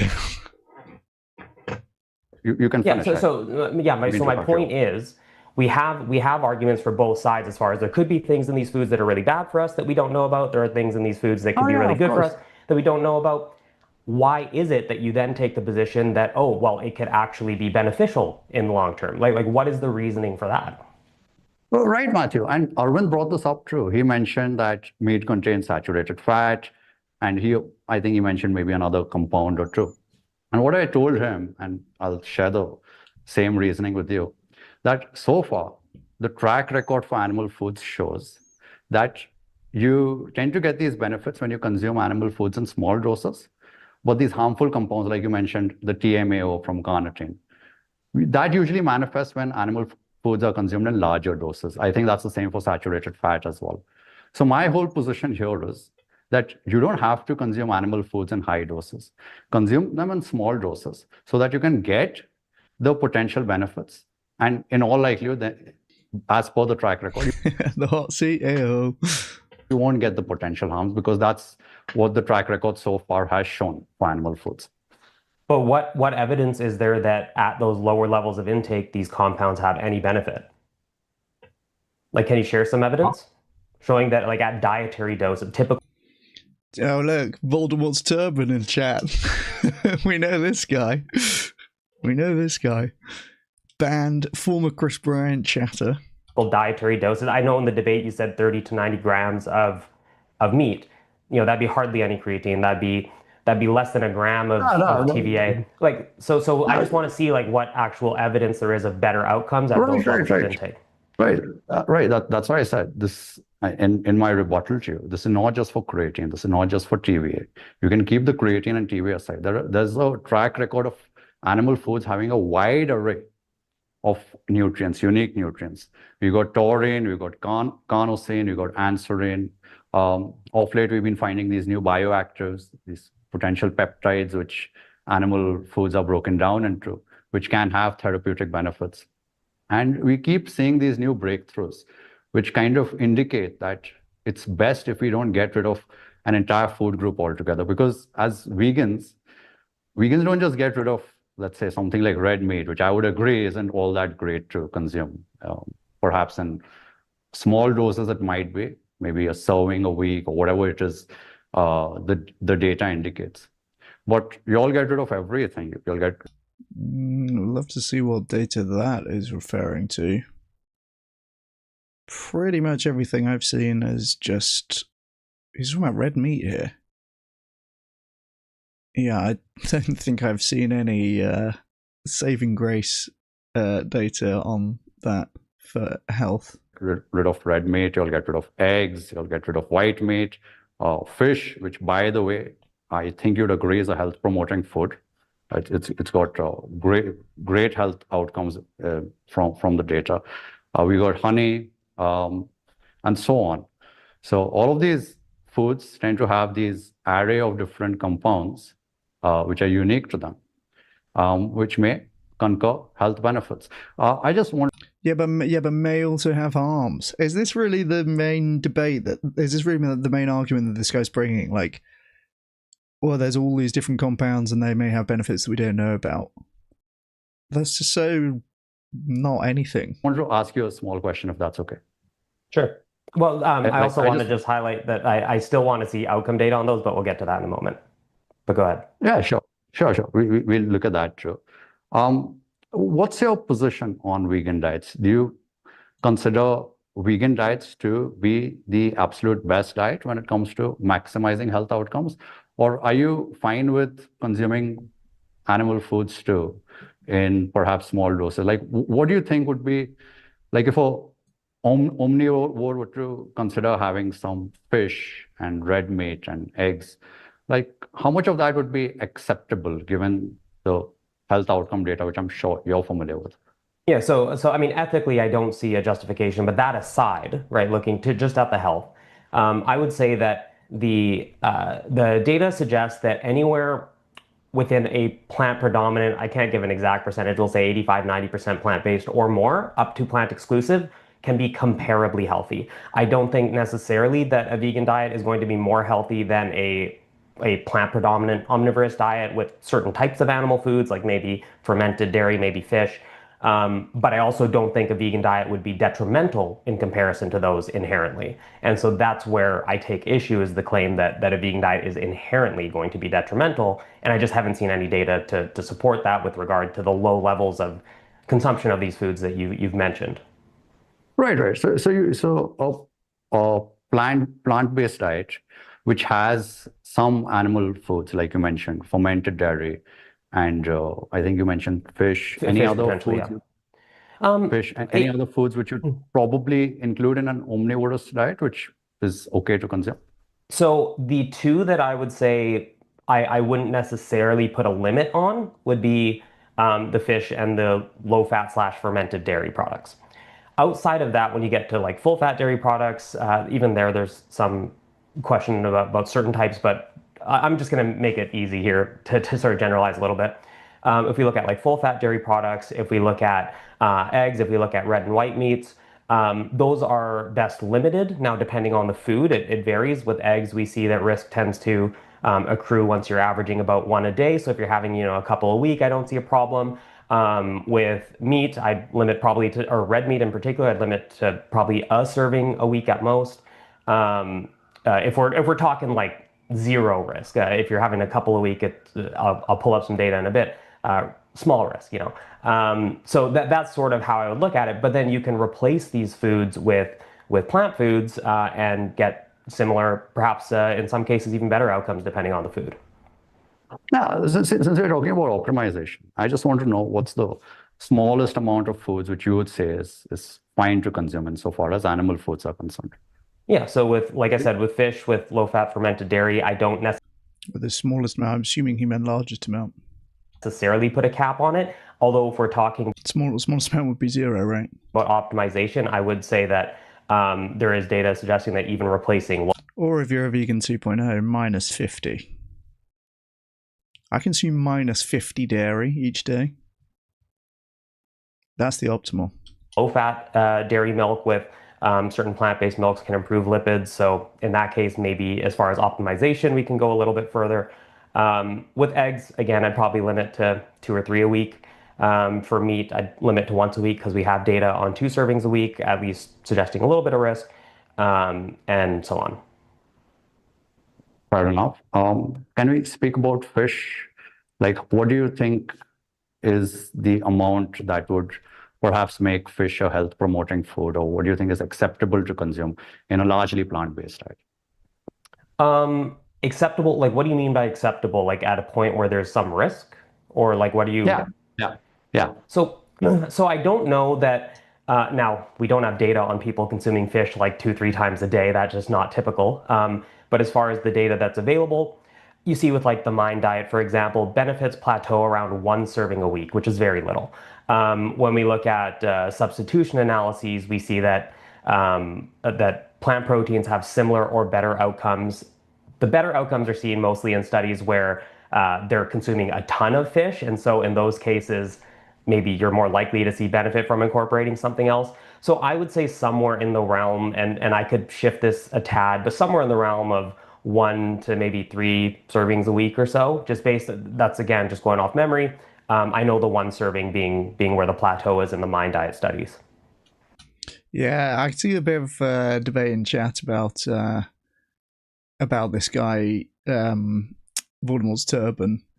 I mean, I definitely had a bit more of open attitude when I started doing this, because I kind of thought, well, look, in turban, true. I kind of thought, well, look, if meat eaters come in here and they're like open to hearing different arguments, and they are on their journey of discovery, then this could be a useful resource. Obviously, I'm not really maximizing for being persuasive to meat eaters here. We're mainly talking strategy and right. But yeah, you don't really get people who, oh, I've never really thought about veganism before. It's either you get vegans or you get anti-vegans, basically. And I'm not really interested in having a load of anti-vegans. So, shows your approach we never changed. Yeah, well, that's a shame, huh? Right. So about 1 to 3 servings a week would be a fair number based on what you've observed. Yeah, but I still don't see that as being beneficial compared to going a plant-exclusive diet route. I mean, I think it's clear in the case of this guy, like he is just trolling vegan channels, basically, right? This is not someone who's like, oh, well, actually, maybe I never thought about that before. He's just, yeah, it's not going to be a useful influence to have in the chat and stuff like that. Understood. Are you familiar with the data on fish and colorectal cancer risk? Yeah. So in regards to that, what is your estimate of what the literature indicates? Because from what I've seen, it seems like fish is something that is protective against colorectal cancer risk. Well, so is dairy, largely and largely due to the calcium content. Oh, yeah. Yeah. But what about fish exclusively? What, like, I don't understand what you're at, like, compared to what? See, here's the problem with a lot of the fish studies. When you're looking at fish consumption, it's often replacing red meat. Now, I can't recall if those studies adjusted for red meat consumption. If they have, if you can pull it up, that'd be good. Yeah, sure. Let me just see. I think they have adjusted for that. I'm sure you're familiar with the EPIC Oxford study. That's an interesting point. Yeah, it depends what it's replacing, and then if there is some positive effect shown from fish, particularly on colorectal cancer, like, I guess I don't really know a lot about the mechanism that would go behind that, but it seems like that'd be a strange thing. But yeah, if it's a replacement for red meat, the person's eating less red meat and that's why they're eating more fish, then yeah, that probably explains what's going on there. Oh yeah, very much so. So if you can give me a second, please. I've got all the data just scattered everywhere. In the meantime, if you want to add any comments about fish and colorectal cancer risk, I'll be happy. Yeah, I did think that, Poe. Could it be good having trolls? Like, it's all engagement at the end of the day. But I think you got to weigh it off with like how much less pleasant it makes for the actual viewers to be here. I think in VT's case, they caused some sort of ruckus, which resulted in somebody else getting timed out. Which is a great result if like your goal is to try and disrupt vegan channels and stuff like that. So yeah, I mean, I don't mess with that person around. I've done the same in my Discord server as well. I'm like, yeah, this is actually not really a place where you can just come and like say anti-vegan shit and be disruptive. It doesn't have to be, and it's not. So yeah, if that's what you're doing, you're going to get yeeted. I'll wait on the study. Actually, I can probably pull it up on my side as well. Yeah, if you can, please, because I've got most of it on my phone. I just don't know how to like plug it in here. But just give me a second.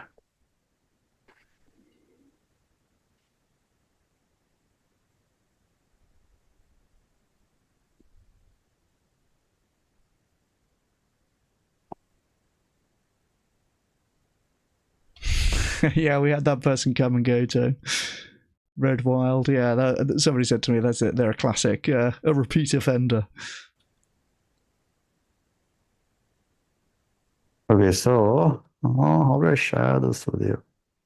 Well, if you pull it up on the actual computer, you can screen share it. Can I just read it? I think this is from Epic, if it's all right. What's the author, just so I can pull it up as well?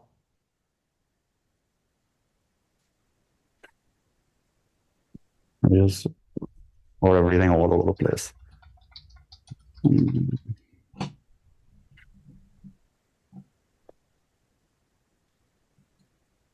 These are largely from my notes. I think this is something I shared with Arvind also. Wait a second. I didn't think see I it in probably there. have it. All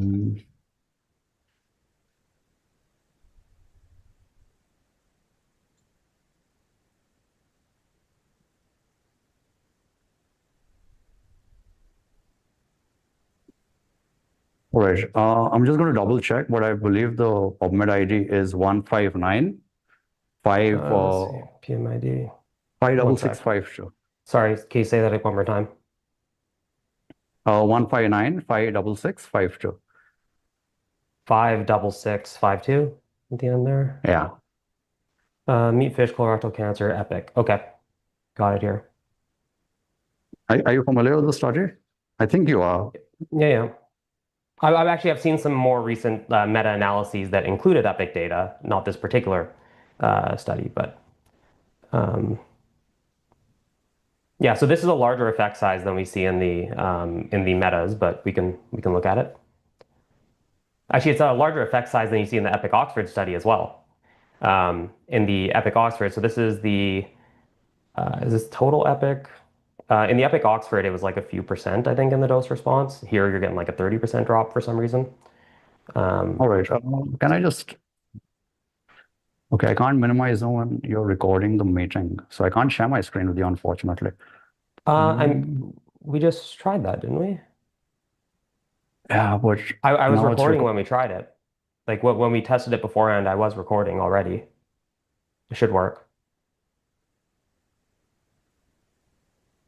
Yeah, so you wanted to know if they adjusted for red meat intake. So here's what they've done. Okay, we connected across. So, I mean, you can read it yourself, or if you'd like, I can read it for you. I'm just accessing it on my side. I have to go through my university. To examine whether displacement red and processed meat intake by fish could partially explain the inverse association of fish intake. He's going to read it again. I can scroll through it as well, but anyways, looking now. And can people see my screen like right now? Mm-hmm. Yeah, so to examine whether the displacement of red and processed meat intake by fish could partially explain the inverse association of fish intake with colorectal cancer risk, we conducted cross-classified analyses by sex-defined totiles of fish and red and processed meat intake. No interaction between fish and meat was observed. The risk increase associated with high consumption of red and processed meat versus low consumption was 12 to 20% independent of the levels of fish consumption. The risk increase associated with low versus high fish consumption was approximately 40% independent of the levels of red and processed meat intake. Subjects with high red meat and low fish intake were at a 63% increased risk of colorectal cancer, which I agree. Red meat isn't all that great compared with subjects with low red meat and high fish intake. Yep. So they did adjust for that. Now, my question would be, why do you accept the results from that particular study versus the meta-analyses that have been done encompassing that study and others? I'm willing to accept the meta-analyses also. I just like looking at individual studies as opposed to metas. I kind of shared that. I kind of shared the reasoning with Arvind, but I don't have a problem per se. But all I'm else just telling you what I'm familiar with. Yeah, Since you asked that's me fair. if they've adjusted for red meat intake, they have. Yeah. Now, when we look at meta-analyses, there is still a statistically significant reduction, but per 50-gram increment, about 3 or 4 servings a week, it's only a 4% reduction, right? So that's why I'm wondering, because we're looking at a 4% versus a 40%, right? So that's quite a large difference in the effect size. Now, that aside, I can grant that fish consumption in isolation, even after adjusting for red and processed meats, is associated with lower risk. I have no problem accepting that. My question is, how does that pertain to a discussion of vegan diets, or how does that demonstrate that fish consumption would be beneficial if added to a vegan diet when it comes to colorectal cancer risk, simply because they didn't, as far as I can see, they're adjust for things like overall diet quality?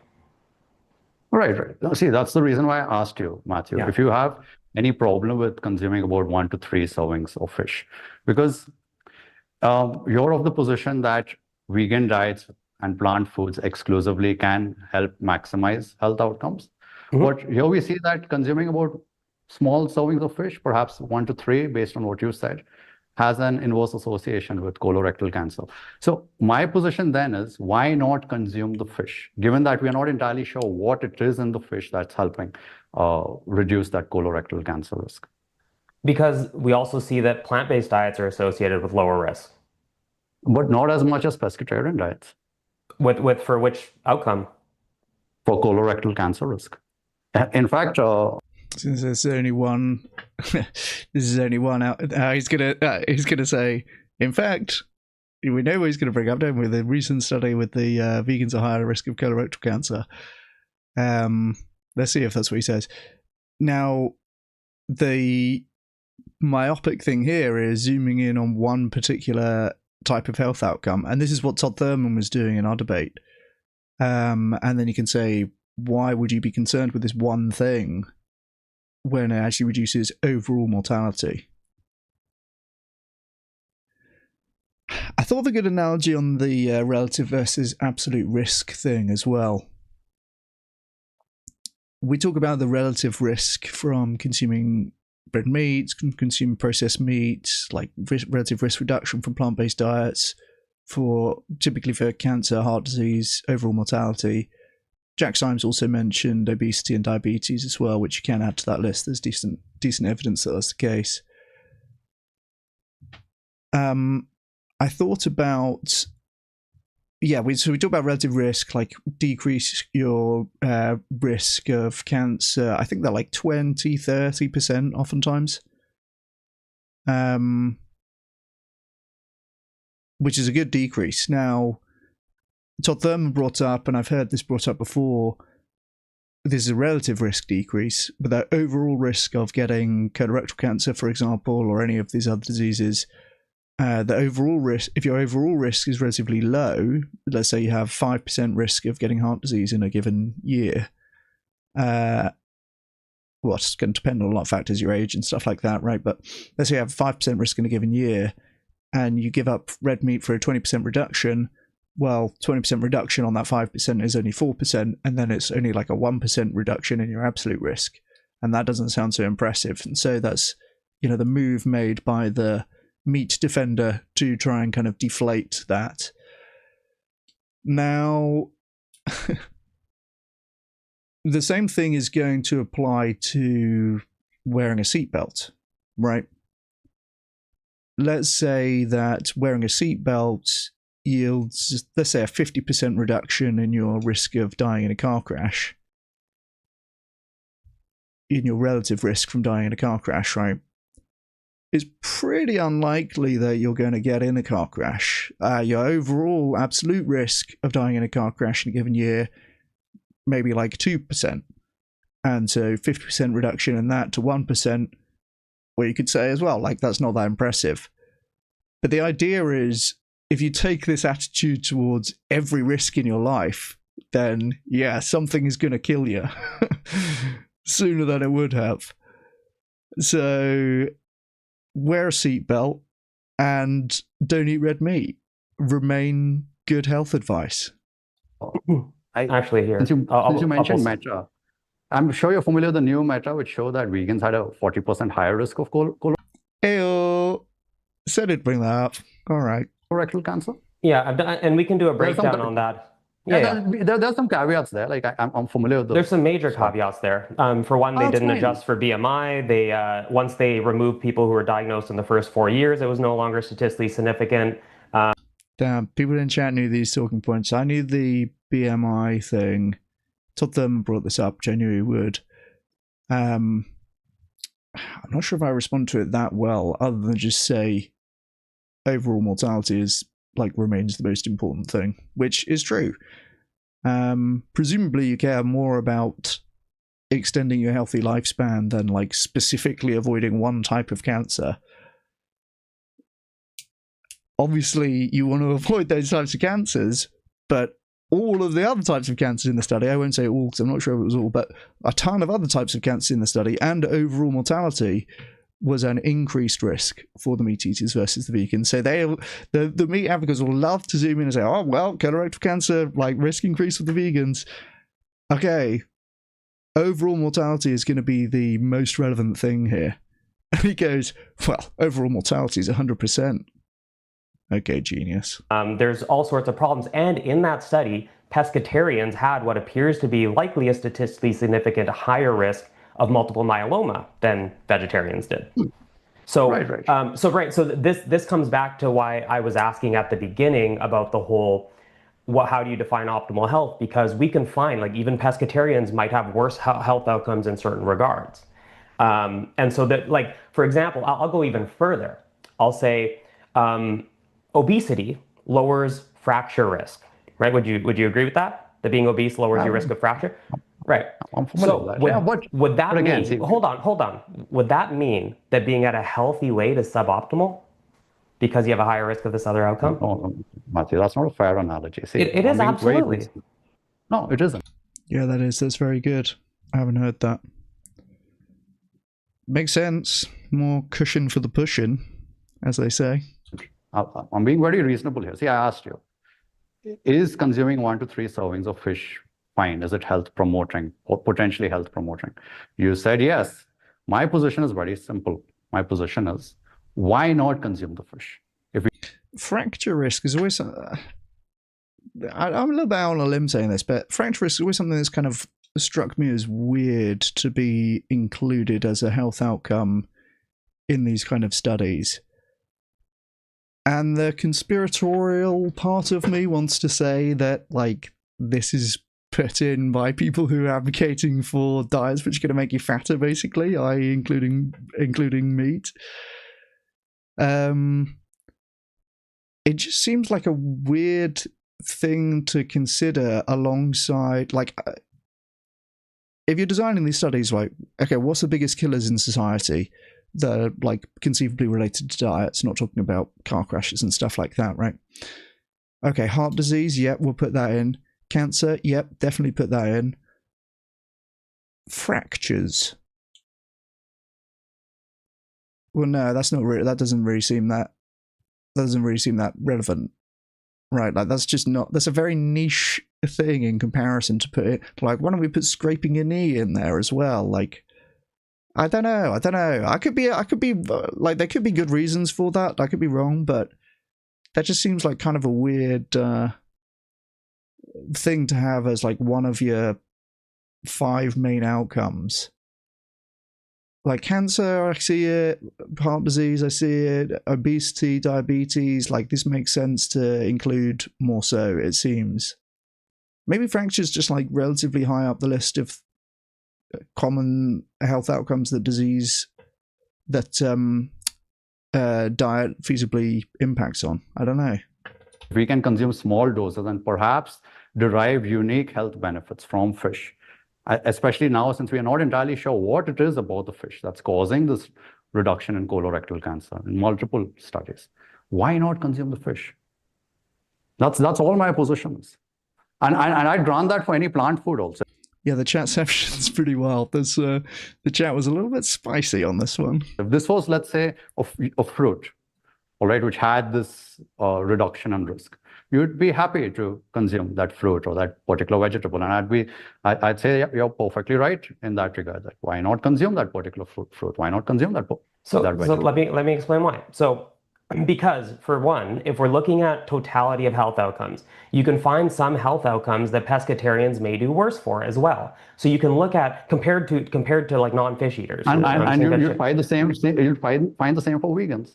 Right. So that's why it comes back to how do you. It's cool. It's interesting as well that one of the projects I'm doing at the moment is looking at the amount of suffering associated with different animal products. You've probably seen things like this before.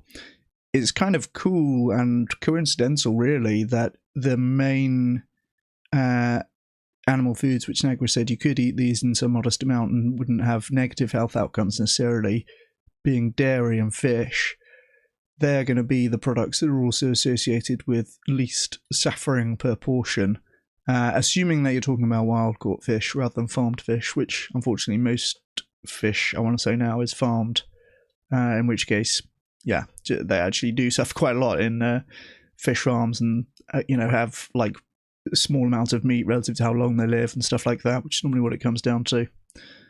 But yeah, weird kind of win for animals, I guess. You define optimal health, and you haven't given a definition for that. Now you've gone on to say that while small or low consumption or moderate consumption of certain animal foods, and I will grant fish as an overall healthy food, no problem, comparably to many plant foods.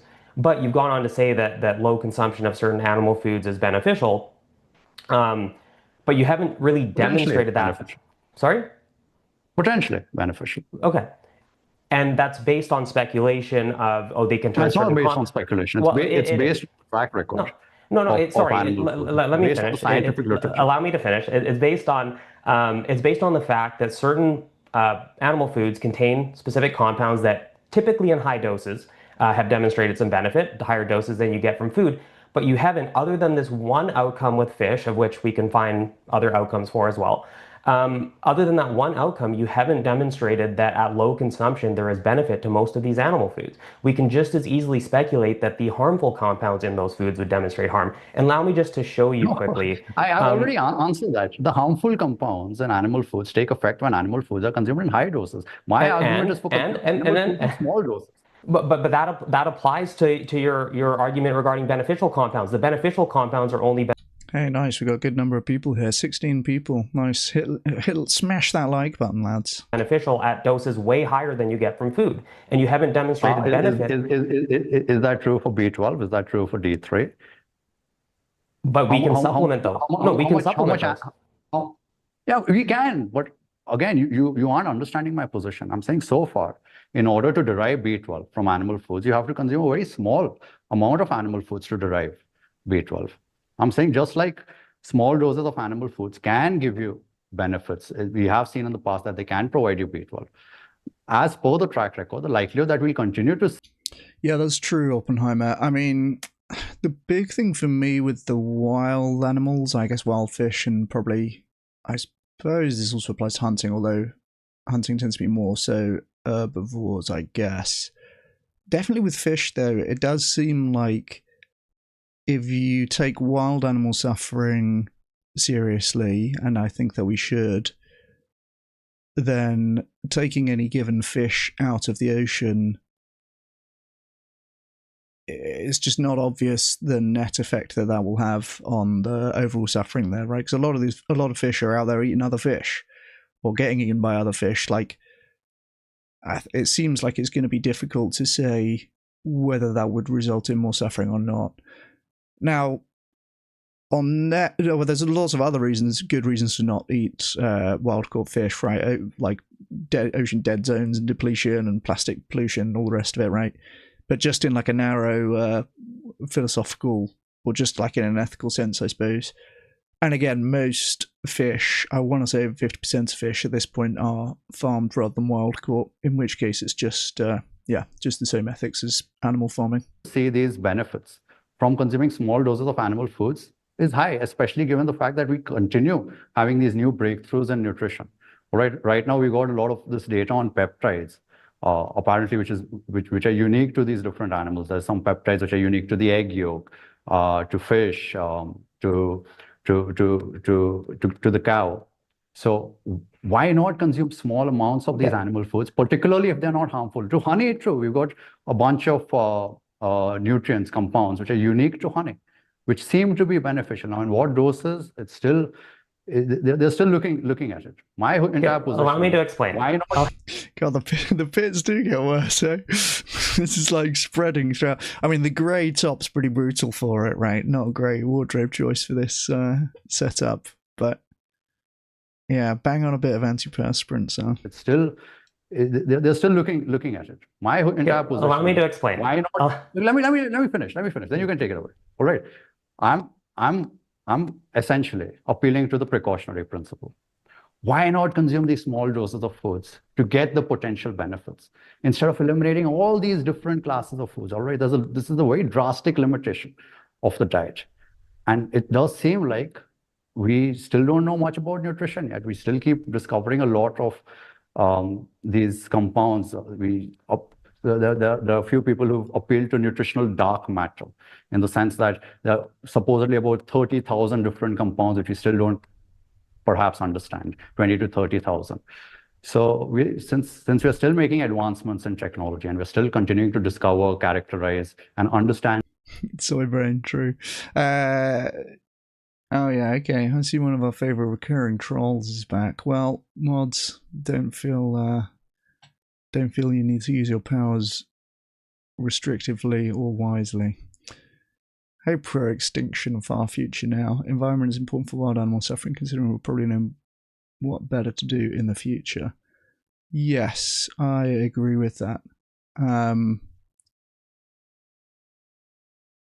Are you the pro-extinction person who has debated debated vegan gains and stuff like that? I've definitely seen a pro-extinction advocate around. And these different unique compounds in animal foods. Why not consume small doses of them when they've not been shown to be harmful in small doses? Interesting, Poe. No, I have not looked at that in detail. Maybe I will do so. I do like Brian Thomasick in general. Keep my opinions to myself on wild animals. Yeah, I think that's probably pragmatic. Let's go think about that guy. I think wasting land via cows is a good thing. Yeah, I see what you're talking about. So, and do you apply that just before because I want to address all that, but to understand, do you apply this idea of small doses across, maybe processed meat we'll remove, we'll call that an exception, but other than that, even like unprocessed red meat, etc. Would you say that in small doses, in the realm of, I think in the Arvind debate, you talked about like in Okinawa pork consumption, 30 to 90 grams. No, I didn't mention pork. I thought pork was mentioned there. But anyways, would you apply it to red meats as well, or just white meats, or? I'm honestly not a big fan of red meat. I'm pescatarian. I don't consume red meat. Well, I'm not asking whether you're a fan. I'm just wondering, would you say that at modest doses, like unprocessed red meats would also be safe and provide you with some of these things like B12 and? I'm not too sure about that. Like whenever I look at the red meat literature, I'm just like, I'm more convinced that it's best minimized to avoid it altogether, perhaps. Well, how much would you say is safe? Like if somebody wanted to rely on that for things like you mentioned B12, vitamin D, or I mean not vitamin D, but like B12 and so on, how much would you say is safe? I'm not sure. I'll take your number. Like you're familiar with the literature on red meat far more than I am. Right. So yeah, talking about B12 and all like the micronutrients and stuff. I'm so enamored at the moment with Huel and equivalent products. I guess there's a few different brands that now do basically the same thing, entirely nutritionally complete, low admin, powder or drink, like meal that you can have, and it's just like very, very easy to get all of your nutrition. And the first thing I'm thinking about that is like, there must be close to 0 people who are getting who are actually hitting 100% on the RDAs for all of the nutrients, right? I mean, if you're just like a normal human living your life, you're very, very unlikely to be hitting 100% of all of the vitamins and nutrients that you're meant to get. You'd have to be really consciously crafting a diet that ticks all of those boxes. I want to say that even if you had advice from a nutritionist or something, like there's just going to be something missing, right? In almost all cases, you would think. Now, I actually looked at doing an all Huel diet. I was like, this sounds ideal. I know some people think this sounds like a nightmare, right? But you can just consume this powder and that'll give you all of your nutrition that you need. And there's no, I just zhuzh it in a blender in the morning and then that's it. There's no other washing up or admin or food going off in the fridge you end up throwing out and all this kind of stuff. Food shopping even, like it's boring, isn't it? I would love to just hook me up to the IV that gives me all my nutrition and stop giving me the admin of dealing with food. So I was very much looking at doing an all-heal diet. The only reason that I am now thinking I won't do that is because it's actually quite expensive to do. Who would have thought it's actually quite expensive to do? I think 2 scoops gets you to 400 calories. If you're trying to get 2,000 calories a day, you're at 10 scoops. And the bag that costs about 30 quid only has 17 scoops. So it's basically 20 quid a day, as far as I can tell. If someone knows differently, let me know. But yeah, I was very much thinking about the all-fuel diet personally. So here, I'll pull it up here. So we have this one. So this was Zong. This was out of the US, looking at a bunch of different foods and cardiovascular disease and mortality. And they found, I'm going to summarize the results really quick. They found that even just 2 servings a week, and a serving was 4 ounces. So we're talking 230 grams over a whole week of unprocessed red meat was associated with a statistically significant higher risk after a pretty comprehensive adjustment model. So that's one case. Yeah, so that's one case where even very low amounts, we're talking average of 40 something grams a day, is associated with risk. Servings, if I got that correct, that's about 2 servings. Yeah, that's about 2 servings in a week, in a full week. Yeah, that's a little on the excessive side. I think the data shows that up to 1 serving, about 4 servings a month is what's. But risk was risk was monotonic. Risk was monotonic, meaning it's consistently increasing. They did not find there was no significance in the p-value for nonlinearity. And I mean, obviously there isn't a ton of data looking at just the 1 serving per day realm, but it very well could be an increase in per week realm, but it could very well be somewhat of an increase in risk. And in substitution analyses, replacing just 1 serving a week with plant protein sources also lowers risk. And that was also true for white meat. So that's one instance. Now, a second one, we can look at the Adventist cohorts. This was a low meat consuming population, as I'm sure you're aware. Adventist Health Study 2. And they looked at the 1 standard deviation, which was 40 some odd. Yeah, I don't actually know Brian Tomsick. I know of him. I didn't know him personally. I guess as we meant. But yeah, I guess I'm built different. Grams a day of unprocessed red meat in a population that consumes basically no processed meat. And that was in their calibrated analysis. So they calibrate their questionnaires for misreporting.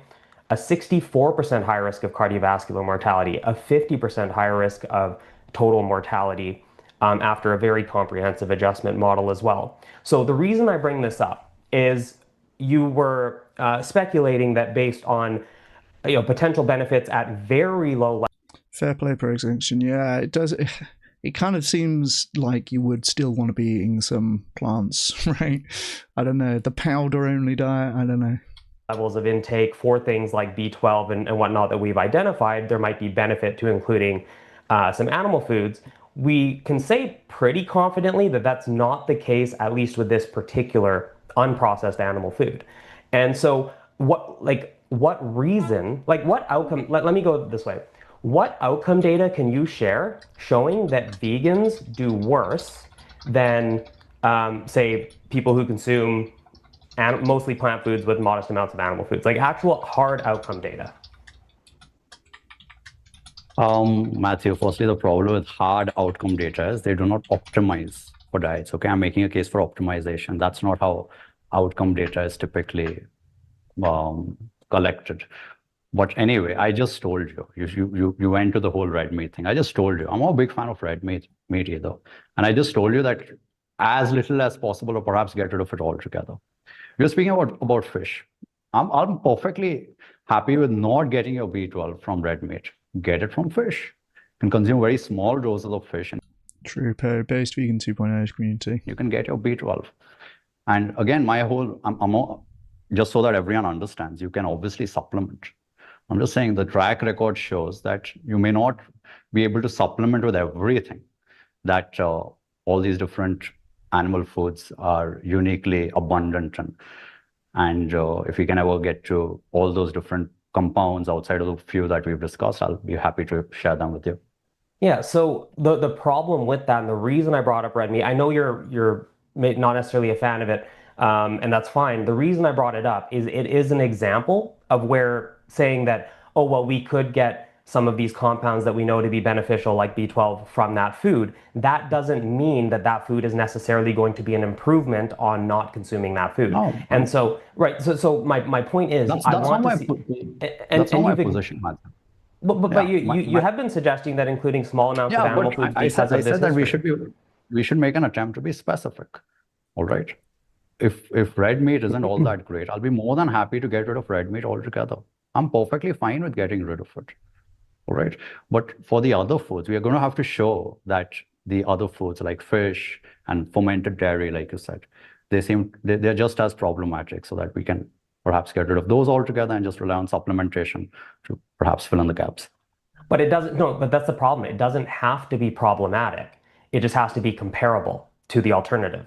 That's all that matters. Like for somebody, because your position in the Arvin debate was that the reason you won't go vegan or aren't vegan any longer is because you're concerned about the potential for there to be some detriment to not consuming these animal foods. You don't need better outcomes from the plant foods. You just need comparable outcomes. And that brings us back to the outcome data. Now you can say, sure, they don't quote unquote optimize for diets, but they don't with the vegan diets either. Vegans actually consistently consume more ultra-processed foods than meat eaters do. That's all right. Yeah. That's all right. And in that regard, then we may not be able to completely rely on the health outcome data. Right? There are limitations here. Data. Well, because so, but that's the best we can do. Otherwise, it is just I would love to see speculation. an RCT which makes an attempt to optimize, but we don't have that data yet. Oh no, we do. We have RCTs comparing. We have 2 RCTs now comparing a vegan diet to a Mediterranean diet.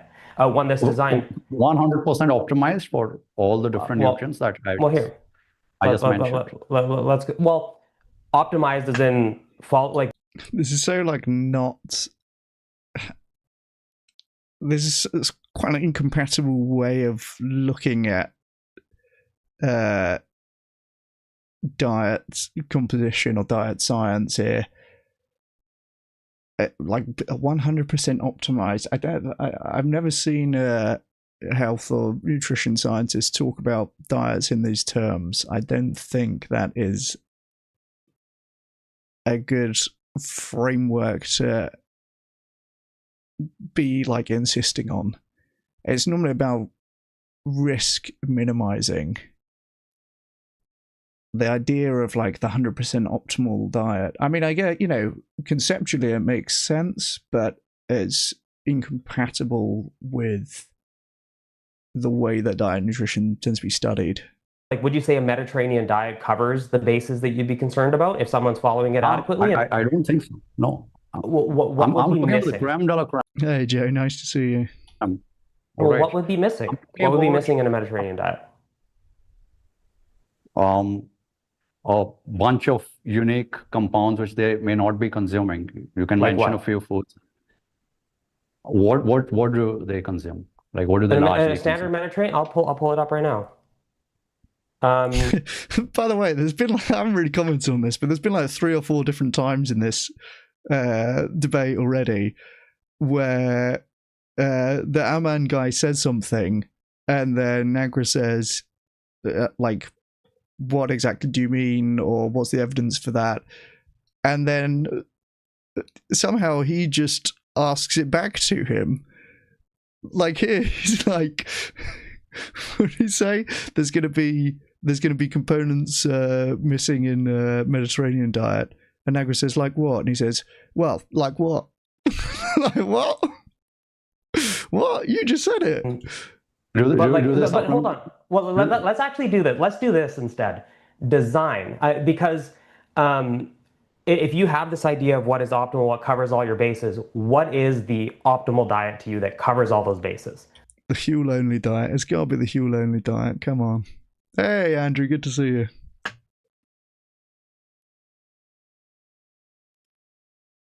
True. It'd be interesting to see if to phrase it with only bivalves instead of fish. Yeah. True that. Design it. I don't know. Well, so if you don't know, then what are we arguing about? You're just guessing. Wait a second. Yeah, I feel like I missed quite a vital part here. It's like, okay, you've got this framework about the optimal diet. What is that in your head? I don't know. If you have this idea of what is optimal, what covers all your bases, what is the optimal diet to you that covers all those bases? Design it. I don't know. Well, so if you don't know, then what are we arguing about? You're just guessing. Wait a second. Yeah, I'm appealing to the fact that I don't know everything. I don't know everything about diets, but I know enough about the track record of animal foods to not get rid of that and all the other food groups associated with animal foods altogether. That's my position. But here's the... All the other food groups associated with animal foods. What does that mean? Surely there's animal foods and there's plant foods. And I guess fungi technically not plant, right? But, okay. The problem with that, the problem is when I said we have trials, 2 RCTs, comparing a vegan diet to a Mediterranean diet. Hold on, allow me to finish. My main concern, your main concern was that, what? Just Baltimore's turfing in chat. Isn't sweating generally a good thing? Well, I mean, I don't know. It depends what you're doing. Like, if you're, running a marathon, then probably yes. If you're sitting in a sauna, then probably yes. If you're having a debate, probably no. What were they consuming? We don't know if it was optimized. How do you know that if you can't even describe or define an optimal diet? Let me take a glance at that diet. I'll let you know. But hold on. But before I show it to you, because here's my concern. I'm going to show it to you, and then you're just going to try to pick it apart as, they were consuming too much. There's not that. I want to know.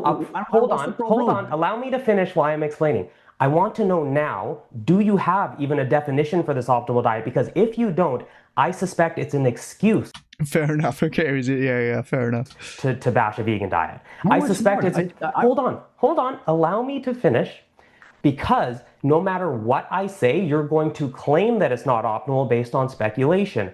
I would like you to define... I've told you that repeatedly. It's based on the track record. Yeah, so it's speculation based on track record. You called it inductive reasoning in the Arvin debate. That is speculation. It's hypothesis generating. So I want to know, can you the basis of scientific reasoning? Hold on. It is speculation, and I'm not saying speculation is bad, but it is speculation that requires evidence. Now, can you please describe what this optimal diet is? Do you have a definition for it? Can you tell me how to follow that? What these people who you're going to show me that diet? Were they supplementing with creatine? So in your view, you need to supplement regardless, even if you're on a Mediterranean diet. That gets rid of this whole issue with vegan diets. No, my position is that you should supplement, and you should also consume foods which have a track record of showing that there are beneficial compounds. You should consume those, and you should supplement too. I'm a strong proponent of creatine supplementation. I don't think you should get your creatine from animal foods, given that you do have access to supplements. You take your creatine supplement. So let's say we have 2 groups, vegan diet, Mediterranean diet, neither are supplementing creatine. Which one is less optimal? I'd like to look at the 2 diets and say. Let's say they're following a Mediterranean diet as defined. Can you just off the top, just let me know what the Mediterranean diet, the average Mediterranean diet looks like? The average, it's rich and, see, I don't want to provide that to you until you give me what your definition is, because if you can't define what your so-called optimal diet looks like, you keep asking questions about... I've said this repeatedly, Matthew. We do not optimize diets in the literature. All right? I'm not saying that we do. What does that mean? That's nothing. That's not contending anything that Matthew said.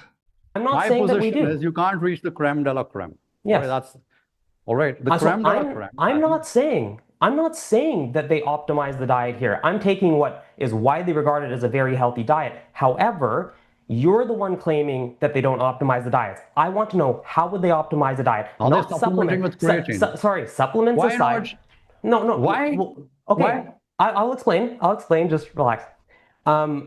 Because I can agree that in order to meet this certain peak athletic performance, whatever, that creatine supplements are warranted. What I want to understand, supplements aside, you can mention supplements after, what would the diet look like? What would this optimal diet look like to you?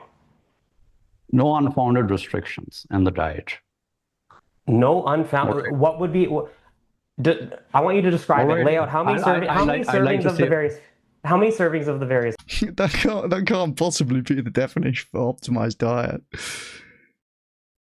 There's going to be, if you were trying to define this concept, there'd be a ton of different things going into it. And by the way, given that this is his whole framing for the debate and the conversation and like just thinking about diets in general, he should have surely given some thought to what that means. Even it's fine if you don't have like a watertight definition, and to some extent you can always kind of pick holes in definitions, but you should be able to say to some extent, this is the kind of thing that I mean, this is the kind of outcomes that I'm interested in. But no unfounded restrictions is so. He just said it and stopped. Like that's what it means. That could be one. That could be. Well, it's going to be problematic. Even like what would unfounded be? That seems like it'd be one component, and not a particularly important one either. Food groups. Whatever you said for fermented dairy and fish and... No, see, you're going off my definition. This is the problem. You don't have a definition. You actually don't. I don't need to have a definition. Yes, you do. I'm telling you, listen. I don't know what the optimal diet is. Yeah, we also don't know what that concept means. It's not that the criticism isn't that you can't tell me exactly all of the amounts of different foods that you should be eating, how many grams of fish, how many grams of vegetables. That's not the criticism.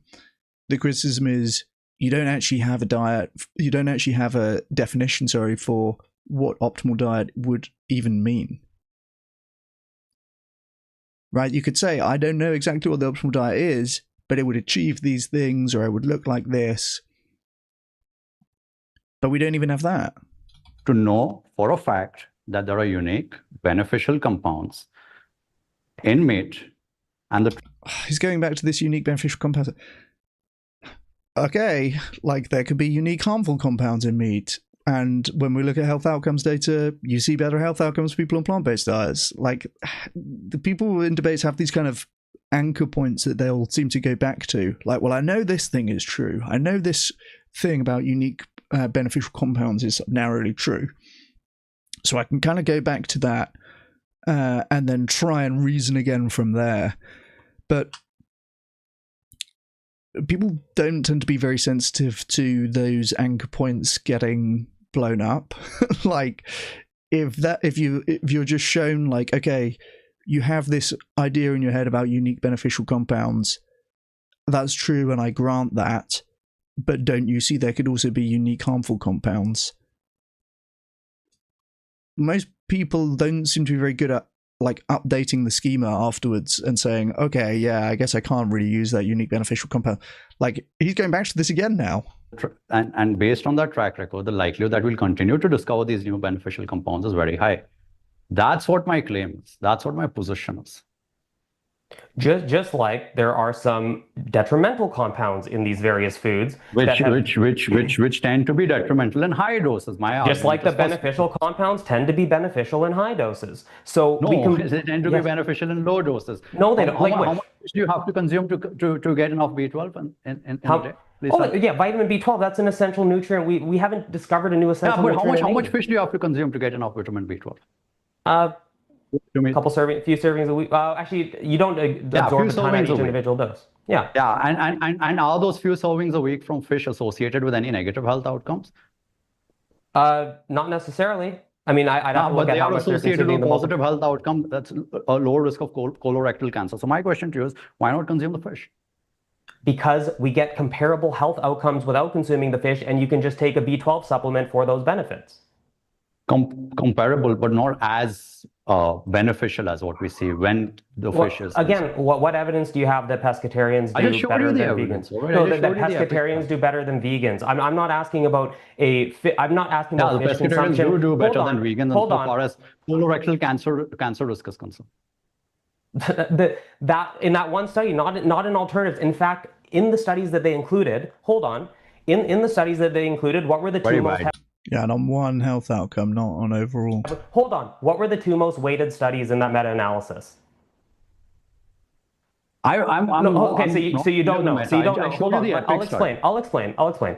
There was the Epic Oxford. You don't normally see Nagra getting this heated in debates, I will say that. So this is quite a good watch. Right? You'll say the Epic study is the most weighted. It's driving the...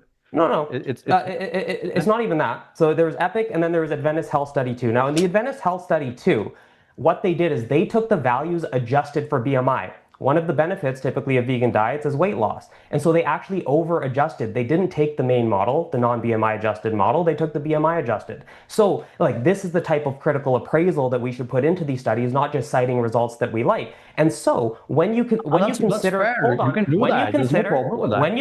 the non-BMI adjusted values, guess what? Vegans had a lower risk. But when you adjust for BMI and over-adjust, then it shifts the other direction. So that is the problem. Now, yeah, this is what we got from, we watched the Mike the Vegan critique video on this colorectal cancer thing. And that BMI adjustment, I don't know how normal that is in epidemiology, but it seemed like obviously a problem from my perspective. Like, the idea that a vegan diet is associated with better health outcomes, one of the large mediating factors there is going to be the impact on BMI. Like, we know that being overweight is associated with worse health outcomes, and we know that vegans are less likely to be overweight. So, yeah, that seems like that's going to be kind of one of the key routes by which it's affected. And other things as well, right? Like heart disease, presumably you're a higher risk if you're overweight. And again, you're a higher risk of being overweight if you're eating animal products. So when you adjust for BMI, then you're over adjusting with respect to the mediating factor through which veganism results in better health outcomes. I'll try and think of some equivalent to make the point there by analogy. So you're saying vegans have a lower risk of colorectal cancer risk as compared to pescatarians? No, comparable to pescatarians, lower than the low meat eaters in that group. No, compared to pescatarians, what is a vegan's risk for colorectal cancer? It's comparable. It'd be like saying polite people have a decreased risk of somebody smacking them. But if you control for the positivity of their interactions, or no, I guess that would be entailed by smacking. If you control by like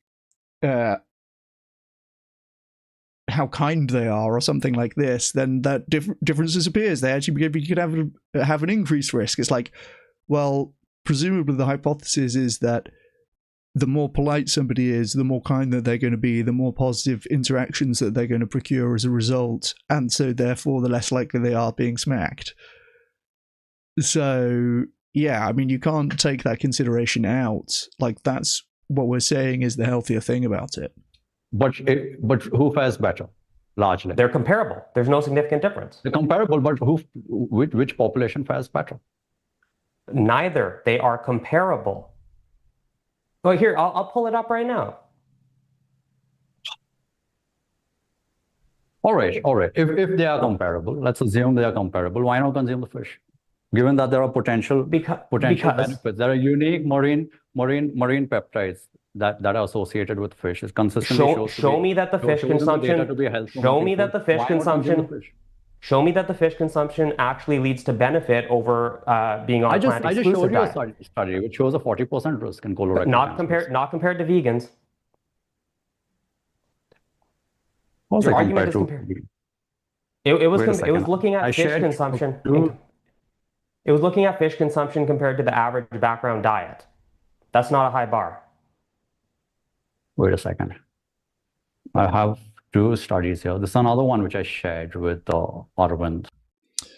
It's kind of an interesting methodological quirk of the epidemiology as well. And you'll hear meatheads bring up a similar thing on the other side. But yes, that's correct. It's not.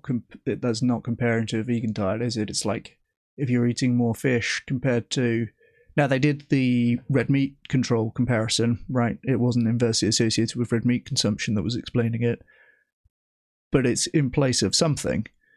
It's in place of like the average food consumed, I guess. It's a bit of a weird concept to think about, but yeah. You can have a look at this one too. Oh, I'll just plug it in the chat for you. Yeah, we're pit maxing over here.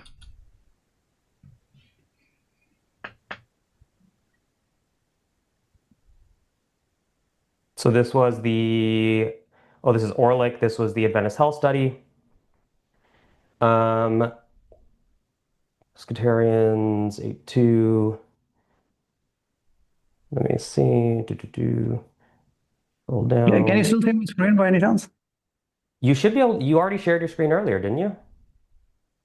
Oh, all right. Okay. I was just checking if you could still see my screen. I don't see. Where's the vegans on this? I don't see any data on vegans on this. Or tired dietary patterns. Let's see. Yeah, so they actually, a post hoc comparison of pesco-vegetarians with other vegetarian groups produced the following results. None of them were statistically significant. Not one of them. And they included an analysis compared. Vulnerable to everyone guys in Roger Yates live chat. I mean, yeah, that's good luck with them, I guess. Compared to vegans, they included an analysis. Does that guy just go around looking for vegan streams to troll? Like, what a hobby. Analysis compared to lacto-ovo vegetarians, and they included an analysis compared to semi-vegetarians. All right, just give me a second, okay? I'll share my screen and show this right now. Right here, a post hoc comparison of pescatarian with other vegetarian groups produced the following results. Not one of them was statistically significant. For semi-vegetarians, it was close. Same with lacto-ovo vegetarians. So, yeah, your own study just demonstrated that the difference isn't statistically significant. Just give me a second. I'm trying to find that study. It's actually on my phone. You just sent it to me. I mean, that's literally the study you sent to me. Yeah. That's one of them. Just give me another one. This guy's kind of interesting because I don't know if he has a particular agenda or axe to grind, I guess. Like I think he said he's ex-vegan and he's now pescatarian, so we're not dealing with someone who's like a carnivore or a meat advocate of some sort. It's on one level like kind of minor differences they're talking about, but also I'm not really detecting much motivated reasoning, honestly. But it's just like quite, how to say this without sounding mean, just like quite low level understanding of science, I guess. So, okay, but we because it sounded a bit mean. That's the best I could do. Agree that your first study doesn't support your point. The epic one, which I shared. No, the one that you just sent to me in the chat. Like the one that you just sent to me in the chat, I just showed on screen, does not support your point. In fact, they actually significance tested for comparisons between pesco-vegetarians and vegans, and there was no significant difference. Just give me 1 second. So wait, no, hold on. I want to make that absolutely clear that the study you sent to me to support your claim shows that there was no significant difference between vegans and pescatarians for colorectal cancer. That's possible. Okay, no, it's not possible. I just showed it and I'll show it again. Look how happy he is. You got to really drive home those dubs. I mean, when you're bringing up a study that the other guy has sent you to support his point, you're kind of assuming this is going to support his point, right? Now, there's maybe something to be done in terms of putting this in a larger context, right? This is one study, a meta-analysis showed the opposite, or like this is a particular statistical quirk or something they control for or whatever. But what you don't really expect is actually they did a direct comparison of the vegans and the pescatarians, and actually it was no different. Like the analysis that they have done, you don't even need to get into like dissecting that at that stage. It's like, okay, this is the thing that you sent me to support the point, and it directly contradicts the point. I'd be as happy as well. Because I'm fine. I'll accept that. Okay, so you'll concede that your own study didn't support. Do you see Ty Beale on Simon Hill? No, I feel like I should watch that. Simon Hill is quite based, I think, right? I have not really interacted with his stuff at all, but is Simon Hill vegan, I'm led to believe? We know about Ty Beale. Yeah, maybe we'll watch that at some point. Pro-Extinction, is it worth watching? Support your claim. I just want to, again, make that super clear. I'm just trying to look up my references. I shared one study with you. I'm going to look into that again. Just give me a second. But so, that one study you sent so far does not support your claim. I'll accept it. Okay, good. Okay. All right. If that is truly the case, yeah, I'm going to be fair. I feel like a Ty Beale debate could be in my future. We'll see. I've interacted with him a fair bit on LinkedIn. I actually asked him a question in a Q&A and a talk he did a couple of years ago, and I don't think he had a very compelling answer. But he knows who I am, and he knows that we're both doing podcast-like things now. So it seems like a Ty Beale debate could be in my future. We'll see. And reasonable. If that is truly the case, then I will definitely concede that. Okay, fine. My own study didn't share that. Just give me a second to find the rest of my data. Can you see my screen now? Nope, not yet. And this is you looked at colorectal cancer risk specifically. The one that you just shared was specifically on colorectal cancer. Yeah, that was specifically vegetarian dietary patterns and risk of colorectal cancer. All right. And you're saying pescatarians and vegans did just as well? Well, comparable, no significant difference. So it could have been better, could have been worse. Like you can't really claim either way with that. I was trying to find the table. I get there's no significant difference, but as far as I recollect, I'm not able to find that table. All right, fine. I'll accept that there was no significant difference, and I'll come back to this paper. So I'm unfortunately not able to find it. Yeah, so right, this is why I take issue with claiming that because you see fish consumption in isolation being beneficial compared to the average background diet, that in order for you to claim that it's beneficial compared to a vegan diet, you need to actually show those comparisons. And in this case, they did that, and there was no significant difference. So that's why it's problematic. Now, I'll come back to the study. There's a reason I have this study with me. I wanted to share a little table with you. I'm going to come back to that study. Okay. If not during this debate, I'll definitely come back to it post debate. I promise you that. Okay. There's a specific reason why I have this paper. But see, Matt, if I can ask you a question, if that's all right. It's kind of an L, isn't it? I mean, yeah, this was the study I had to show that there was some benefits to eating fish over a vegan diet, and actually it didn't show that. I don't know. What you do with that? But what we're still on here, though, like I don't want to get derailed. I want to stay on track. What we're on here is actually you showing evidence that including animal foods in comparison to a plant-exclusive diet is beneficial versus, say, adopting the plant-exclusive diet and supplementing the couple things that we know to be beneficial, like B12. And so that's what I want to know, because again, we can point out harmful compounds in these animal foods. We can point out beneficial compounds. we can't just conclude No, that but the I just package. I clarified the harmful and beneficial. Hold on. I know you're going to say, oh, but the harmful ones are only harmful at high doses. Well, the beneficial ones, for the most part, are only beneficial at high doses. And we don't actually know what the dose is. Like, for example, hold on. Like L-carnitine, for example, in certain animal foods, even at dietary doses, may be detrimental in some ways when it comes to, say, cardiovascular risk. There's some evidence supporting that. We can speculate that even share that evidence with? Yeah. So we can look at like Mendelian randomization studies on L-carnitine. Damn, Nagra's doing what I was doing in the what's his name, Skyjack Morgan debate, where you're on the way to making a larger point or like addressing several things the other guy said, and then he interrupts and objects to one, like the first thing that you've said, and now it's like, okay, well, guess we're getting derailed onto this now. He did do well. He has done well at like hitting certain points home, hammering certain points home. But yeah, it's rough out there. Right, guys, I'm afraid I'm going to leave this here. We're at 53 minutes. We're about halfway through this debate. I'll probably finish this some other time, perhaps tomorrow. Tomorrow, I'll be speaking to David Rams, which is very exciting. That is going to be happening at 4 o'clock UK time, 11 a.m. Eastern, 8 a.m. Western. And I will probably fire up the stream a little bit before that. Maybe like 3, half 3.